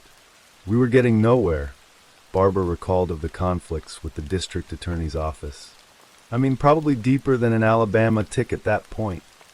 Barbara and Morgan were convinced the original time of death was wrong. They believed Catherine had been killed on Thursday, shortly after she disappeared, a time for which Jamie had no alibi. They had to prove it. Their quest for forensic truth took them to the University of Tennessee's renowned anthropological research facility, more commonly known as the Body Farm. There, scientists study the decomposition of human remains in various conditions to aid law enforcement.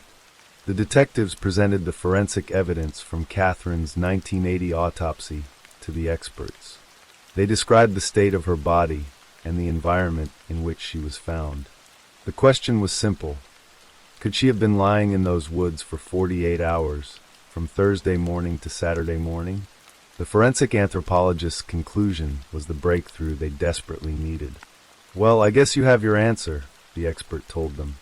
It's definitely possible that she could have been out there for 48 hours. Armed with this modern scientific validation, the detectives confronted the original medical examiner. They presented him with a new analysis and, crucially, with his own contemporaneous notes from 1980. The science in his own file pointed to an earlier time of death, a conclusion he had either missed or ignored at the time. Cornered by his own records in modern forensics, he finally conceded the point. He finally just tells us that he was wrong in the time of death, Barbara stated. The biggest obstacle in the case, the one that had derailed the investigation for over 2 decades, had finally been demolished. With the timeline corrected and the confessions in hand, the case against Jamie Letson was now solid. In 2007, 27 years after she had walked away from the murder scene, an arrest warrant was issued for Jamie Letson. Investigators learned she was living in a halfway house and drove there to arrest her. She was standing in the driveway as they pulled up. Upon her arrest, she provided yet another confession, this one to the police, and the details matched the evidence perfectly. The boogeyman wasn't a stranger lurking in the darkness. It was Catherine's friend, someone who had stood amongst the searchers, feigning grief and concern. At trial, Jamie Letson pleaded not guilty, recanting her numerous confessions. But the evidence was overwhelming. The jury listened to the story of obsession and jealousy. They saw the chilling words she wrote in her own hand, and they heard how forensic science had finally untangled the lies of the past. They found her guilty of the murder of Catherine Foster. She was sentenced to life in prison. For the detectives who had refused to let Catherine be forgotten, the verdict was a profound relief. Once the jury came back and they found her guilty, it was kind of a relief. "It is now over," said Mike Morgan. For Jim Barber, whose academic exercise had breathed new life into the state's coldest case, the moment was a career highlight. "Bringing this particular case to justice was probably the highlight of my career," he said. "After 27 long years, the questions that had haunted a family and a community were finally answered, and a measure of justice was at last secured for Catherine Foster." Story 7. The air in Houston on June 24, 1993, was thick with the suffocating humidity of a Texas summer, a heavy blanket that promised a long, hot night. 14-year-old Jennifer Ertman and 16-year-old Elizabeth Pena. The heat was just a backdrop to the familiar excitement of a Thursday evening. They were close friends, navigating the thrilling, sometimes awkward, landscape of high school at Waltrip High. Jennifer, younger by 2 years, was a modest, gentle soul who had only recently started to dabble in the teenage ritual of makeup. Elizabeth's father saw her as a wonderful influence on his daughter, who had, since befriending Jennifer, shed a brief rebellious streak and just straightened up her act. Their parents approved of the friendship, seeing in it the kind of innocent bond that buoys young people through the turbulent waters of adolescence. That afternoon, Jennifer's father, Randy, had dropped his only daughter off at the Pena house. Later, at around 8 p.m., Elizabeth's mother, Melissa, drove the girls to a pool party at the Spring Hill Apartments, hosted by a school friend.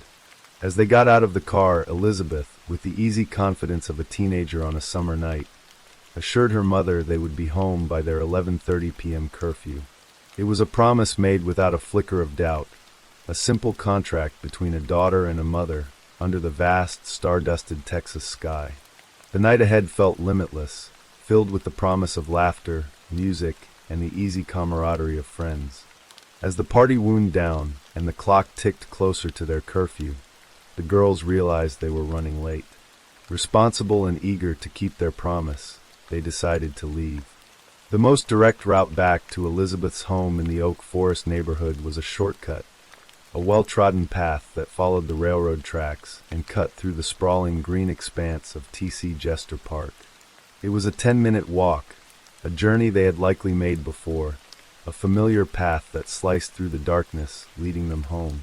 In the daytime, the park was a haven for joggers and families, a pleasant ribbon of green in the urban landscape. But at night, it held a different character. The familiar paths became shrouded in shadow, the rustling leaves whispering secrets to the moonlit bayou. As Jennifer and Elizabeth made their way along the tracks bordering White Oak Bayou, they were unaware that they were walking toward a collision point, a place where their world of youthful innocence was about to shatter against a wall of brutal, aimless violence. Just ahead, hidden from the casual view of the nearby streets, a group of young men were gathered, their evening fueled by cheap beer and the lingering adrenaline of a gang initiation.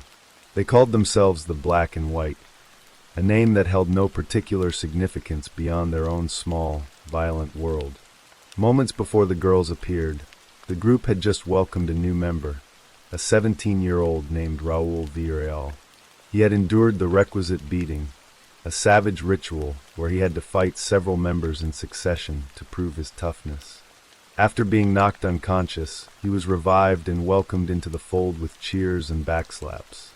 The leader of the group, an 18-year-old named Peter Cantu, had slapped him on the back, proclaiming, "You're in, dude."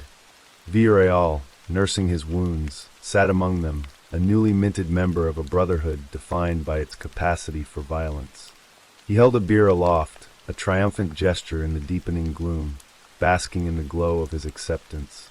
The other members were Jose Ernesto Medellin, his 14-year-old brother Venancio, Derek Sean O'Brien, and Efren Perez.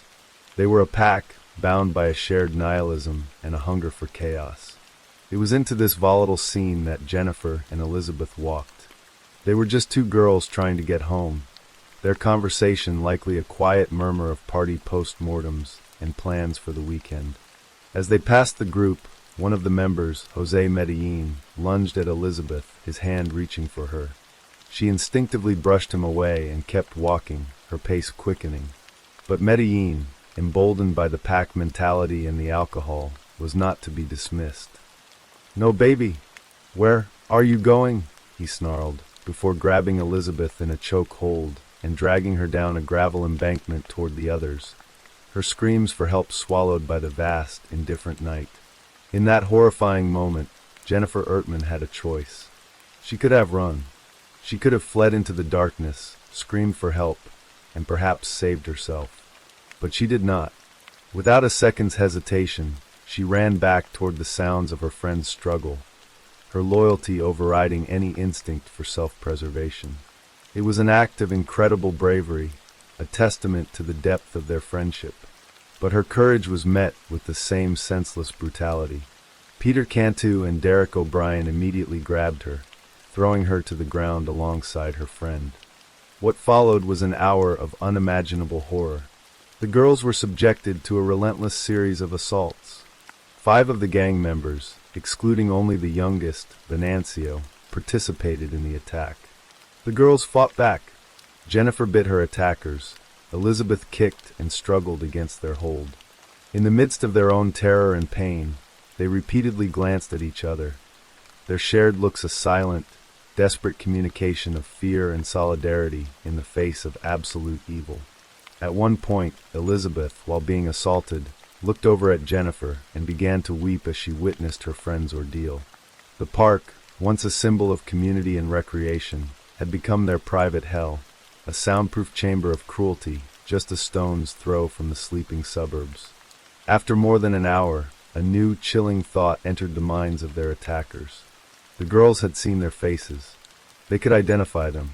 The night of fun, as they would later call it, had to be erased. Peter Cantu, the leader, gave the order. The girls had to be killed. He told Venancio Medellin to stay behind, deeming him too little to watch the final act of barbarity. The others dragged the now broken girls into a more secluded, wooded area. Raul Villarreal, the new inductee, eager to prove his worth, screamed at Jennifer, "Get on your knees, bitch!" Derek O'Brien wrapped his red nylon belt around her neck and began to pull.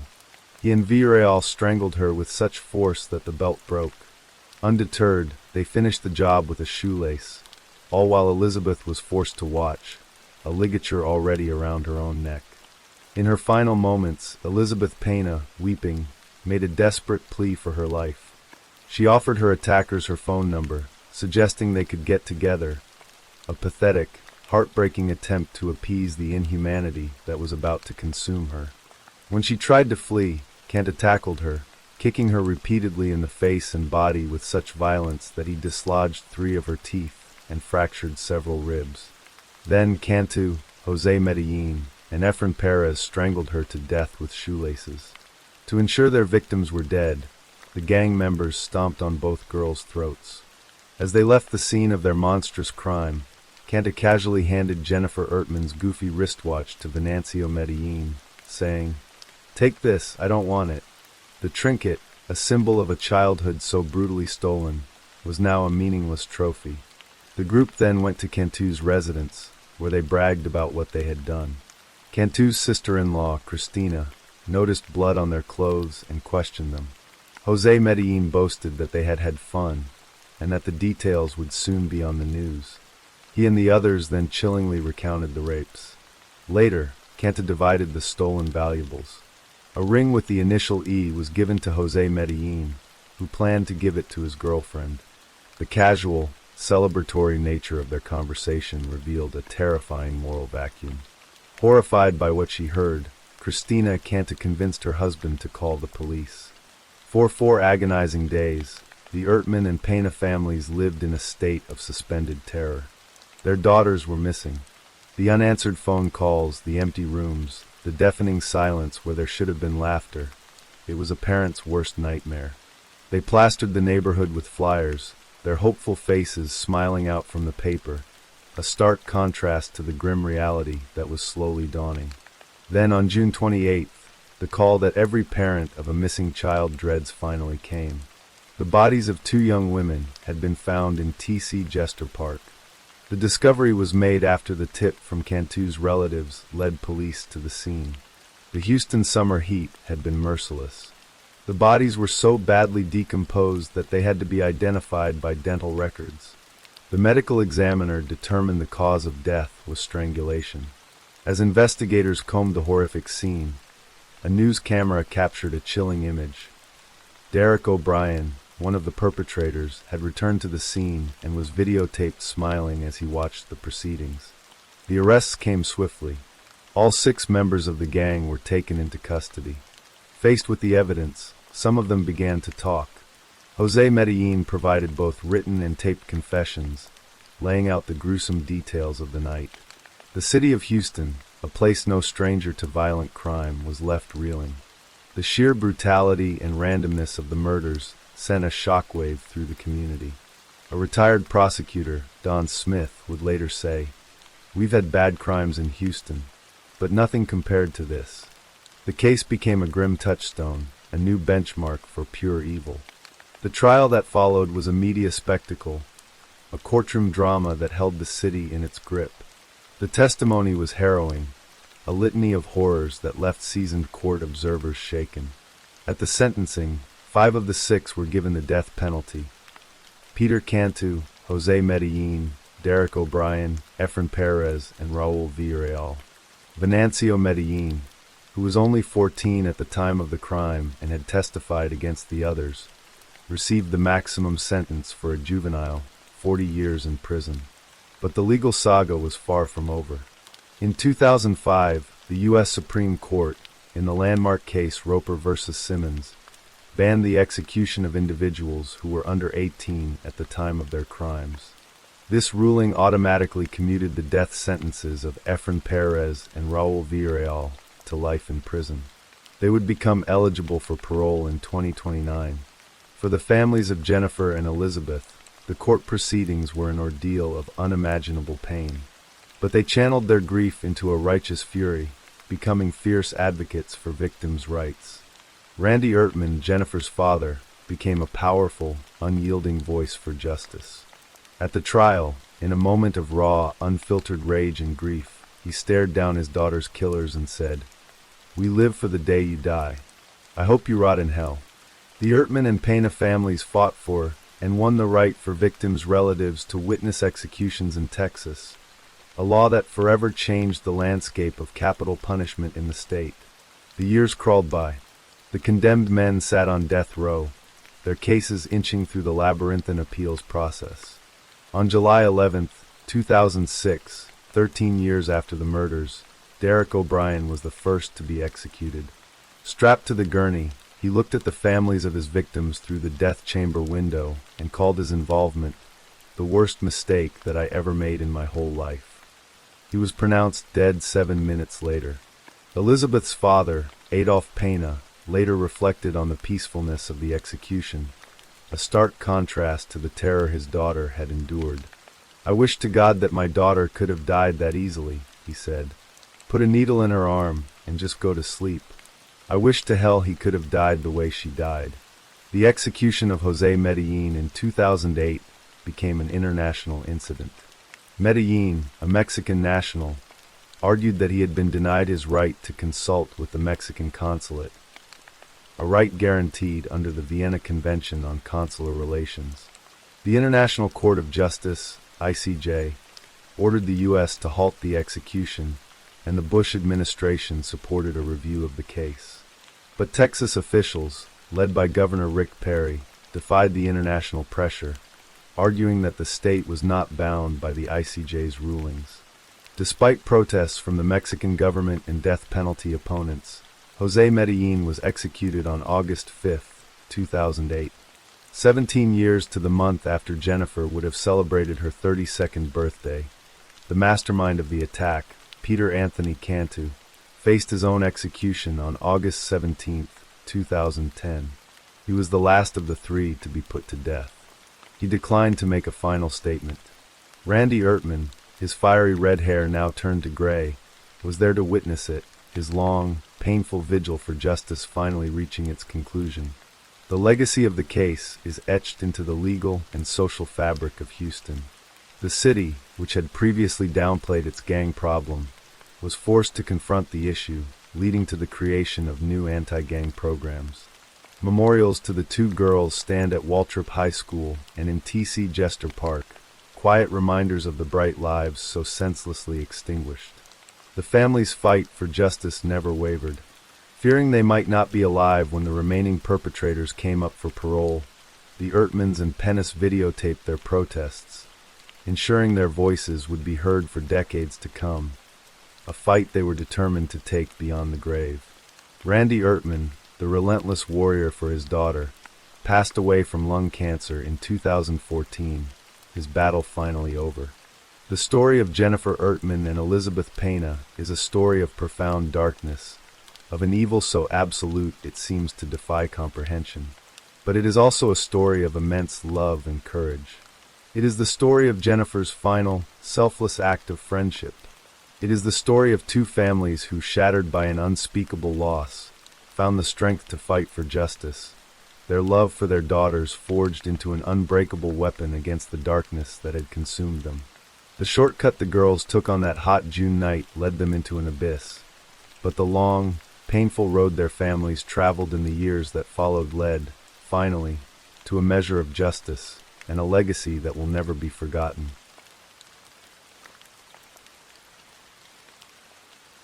Story 8. The evening of Easter Sunday, April 4, 2021, fell over Houston with the gentle warmth of a Texas spring.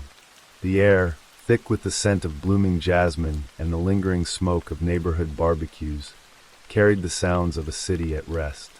Families were gathering, winding down from a day of celebration, their homes filled with the comfortable echoes of laughter and shared meals. In the sprawling, brightly lit complex of the Marquee Entertainment Center, that festive spirit was amplified 100-fold. The cacophony of arcade games, the aroma of pizza and popcorn, and the excited shrieks of children created a bubble of manufactured joy, a place where the troubles of the outside world seemed to melt away under the glow of neon lights. Inside the cavernous Dave and Buster's, 37-year-old Miguel Vasquez was the living embodiment of that joy. Known to his adoring family as Michael, he was a man who seemed to radiate warmth, the kind of person who could fill a room with his presence. His sister would later describe him as the backbone of their family, and his niece, Jackie Alcantara, remembered him as the life of the party, the glue that held them all together. Tonight, his world had narrowed to the small, perfect universe he shared with his young daughter.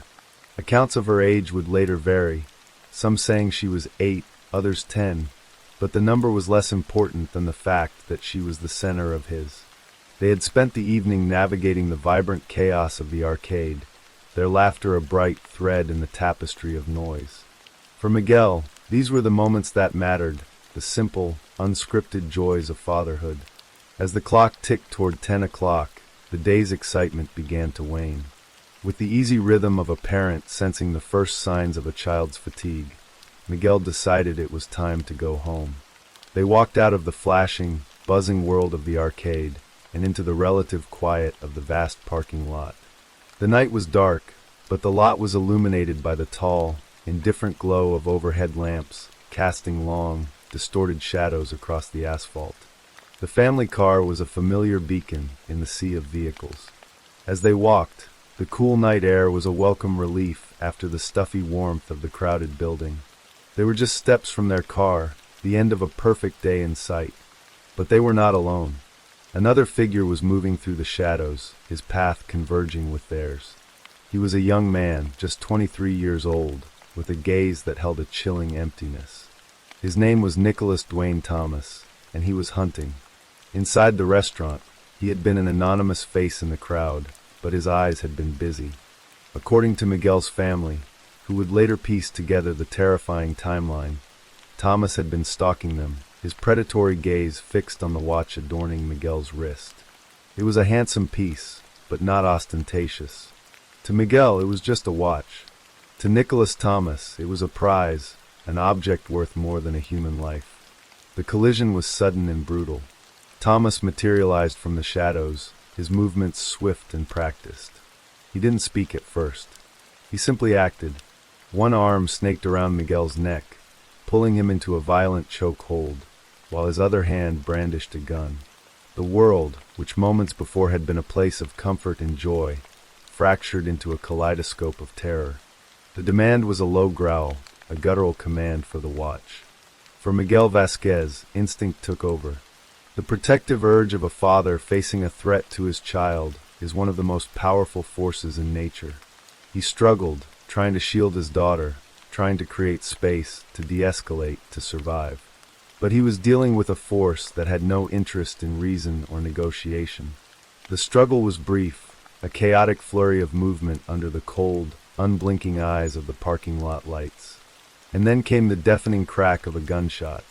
The bullet tore through Miguel's body.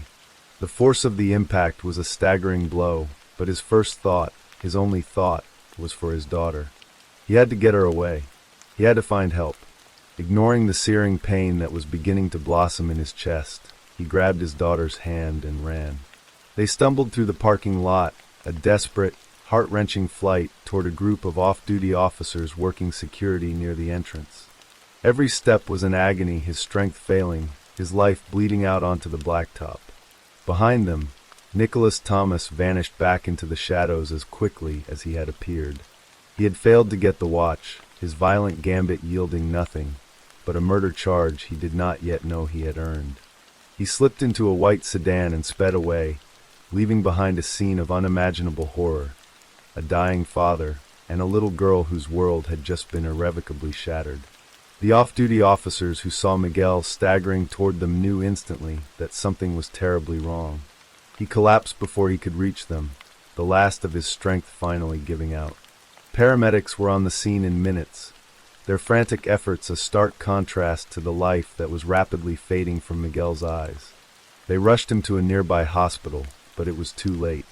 The damage was too severe. Miguel Vasquez, the beloved father, the life of the party, the backbone of his family, was pronounced dead. His daughter, physically unscathed, was now an orphan of violence, a silent, traumatized witness to her father's murder. The news, when it reached the Vasquez family, was a shockwave that buckled the foundations of their world. He completely destroyed the family, Jackie Alcantara would later say, her voice thick with a grief that was still raw and new. "I felt relieved," his sister said of the eventual arrest. "But at the same time, it's like reliving the nightmare again." The joyful Easter celebration had curdled into a vigil of sorrow. Houston Police Department homicide detectives descended on the Marquis Center parking lot.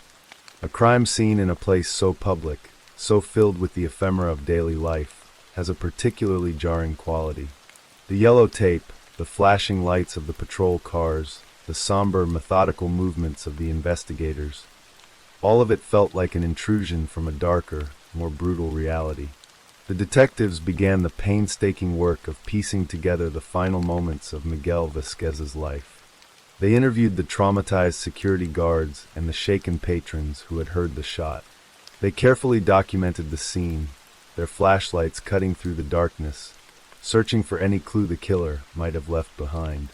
Their most important piece of evidence was found lying on the asphalt, glinting under the harsh lights, a single spent shell casing.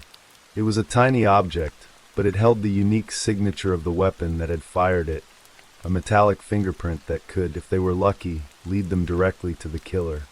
The second crucial clue came from the unblinking eyes of the entertainment center's surveillance cameras. Detectives spent hours poring over the footage, their eyes tracing the movements of every vehicle that entered and exited the lot around the time of the shooting. They isolated a white sedan that was seen speeding away in the immediate aftermath of the gunshot. The license plate was obscured, but the make and model were clear. The third, and most heartbreaking, piece of the puzzle came from Miguel's own daughter. Despite the unimaginable trauma she had endured, she was able to provide investigators with a description of the man who had attacked her father. Her memories, fragmented and seared by terror, were nonetheless clear enough for a police sketch artist to create a composite image of the killer's face. The drawing depicted a young man with cold, empty eyes, a face that would soon be broadcast across the city, a phantom haunting the public consciousness. The days that followed were a blur of grief for the Vasquez family and a methodical, frustrating hunt for the detectives. The sketch was released to the media. The image of the white sedan was shared. A city held its breath, hoping for the tip that would break the case open. But the killer seemed to have melted back into the sprawling metropolis of Houston, leaving behind only a shell casing, a grainy video, and the ghost-like image of his face. The investigation was at a standstill, the trail growing colder with each passing hour. The Vasquez family prayed for justice, their hope a flickering candle against a storm of sorrow. For days after the murder of Miguel Vasquez, in a different part of the city, another tragedy was unfolding, one that at first seemed to have no connection to the Easter Sunday shooting. Inside the home of Nicholas Thomas, his 3-year-old son was playing. Children are naturally curious, their small hands exploring every corner of their world. On this day, the little boy's explorations led him to a loaded handgun. It was the same gun his father had used to kill Miguel Vasquez, left carelessly within reach, a testament to a level of recklessness that defied belief. In the clumsy, innocent hands of a toddler, the weapon was just another toy. He picked it up, his small fingers wrapping around the cold, heavy metal. And then, with a horrifying bang, the gun went off. The bullet struck the child, a terrible, self-inflicted wound born of his father's criminal negligence. Panic erupted in the house. The child was rushed to the hospital, his life hanging in the balance. When police responded to the scene of the accidental shooting, they followed standard procedure. They recovered the weapon and the bullet that had been fired. As part of their investigation, the ballistics information was entered into the National Integrated Ballistic Information Network, NIBIN, a national database that allows federal, state, and local law enforcement agencies to compare and link ballistics evidence from crime scenes. It was a routine step, a bit of digital paperwork, but this time, the result was anything but routine. The system pinged. The bullet that had wounded Nicholas Thomas's 3-year-old son was a perfect match to the shell casing found in the parking lot of the Marquee Entertainment Center, the casing that had been ejected from the gun that killed Miguel Vasquez. It was a 1-in-a-million break, a moment of forensic serendipity that blew the cold case wide open. The phantom killer from Easter Sunday suddenly had a name: Nicholas Thomas. The bizarre, tragic accident involving his own child had become the key that would unlock the door to his dark secret. With a name and a face, the investigation accelerated dramatically. Detectives now looked at the grainy surveillance footage of the white sedan with new eyes. They ran Thomas's name through their databases, cross-referencing it with vehicle registrations. The car, they discovered, was registered to the mother of Thomas's girlfriend. When questioned, the mother confirmed that her daughter and her daughter's boyfriend, Nicholas Thomas, were the primary drivers of the vehicle. The pieces were snapping into place with astonishing speed. Investigators then went back to the Vasquez family, showing them a photo lineup that included Nicholas Thomas's mugshot. The recognition was immediate and chilling. Miguel's uncle, who had also been at Dave and Buster's that night, recognized Thomas instantly. He remembered seeing him inside the restaurant, lurking watching them. He said that when he was in Dave and Buster's, he was actually following them around, and he recognized his face from the mug shot, Jackie Alcantara recounted. I think they had already targeted him. The crime, which had seemed like a random act of violence, now appeared to have been a targeted attack, however hastily planned. The web of evidence was now tightly woven around Nicholas Thomas. The ballistics match was irrefutable. The car was linked to him, and now an eyewitness placed him at the scene, stalking his victims. For the detectives, the hunt was over. For Nicholas Thomas, the time for running had come to an end. On June 16, 2021, just over 2 months after the murder, homicide detectives moved in. They took Nicholas Dwayne Thomas into custody, his face the same cold mask from the police sketch. He was charged with capital murder.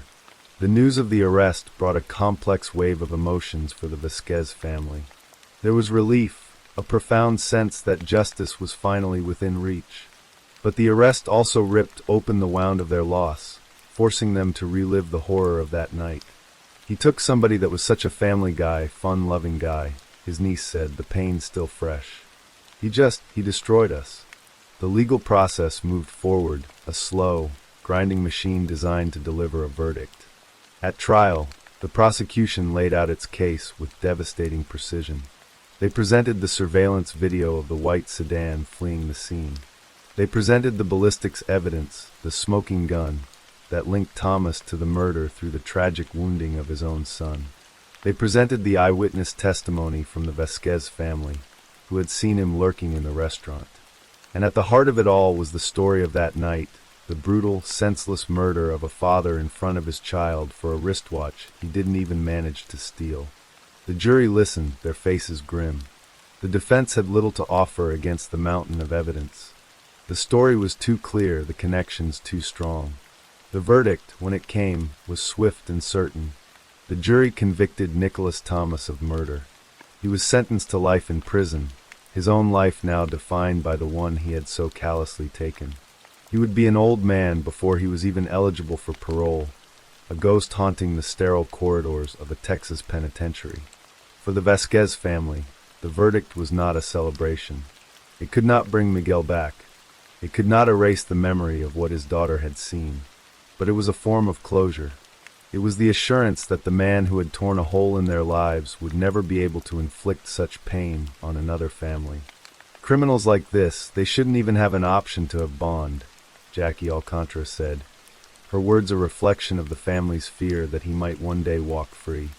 Somebody could easily pay their bond and have these criminals out in the streets again. The life sentence was an answer to that fear. The case of Nicholas Thomas is a chilling study in the banality of evil, a story of how a life can be extinguished for the most trivial of reasons. It is a story of profound tragedy, of a family shattered by a senseless act of violence. But it is also a story of a bizarre, almost unbelievable twist of fate. In the end, it was not a brilliant piece of detective work or a lucky break that caught a killer. It was the killer's own carelessness, his own disregard for the safety of his own child, that brought about his downfall. The gun he used to murder a father ended up pointing the finger of justice directly back at him, a karmic boomerang of his own making. The echo of that gunshot in the Houston parking lot was finally answered by the clang of a prison door, a final, somber note in a symphony of sorrow.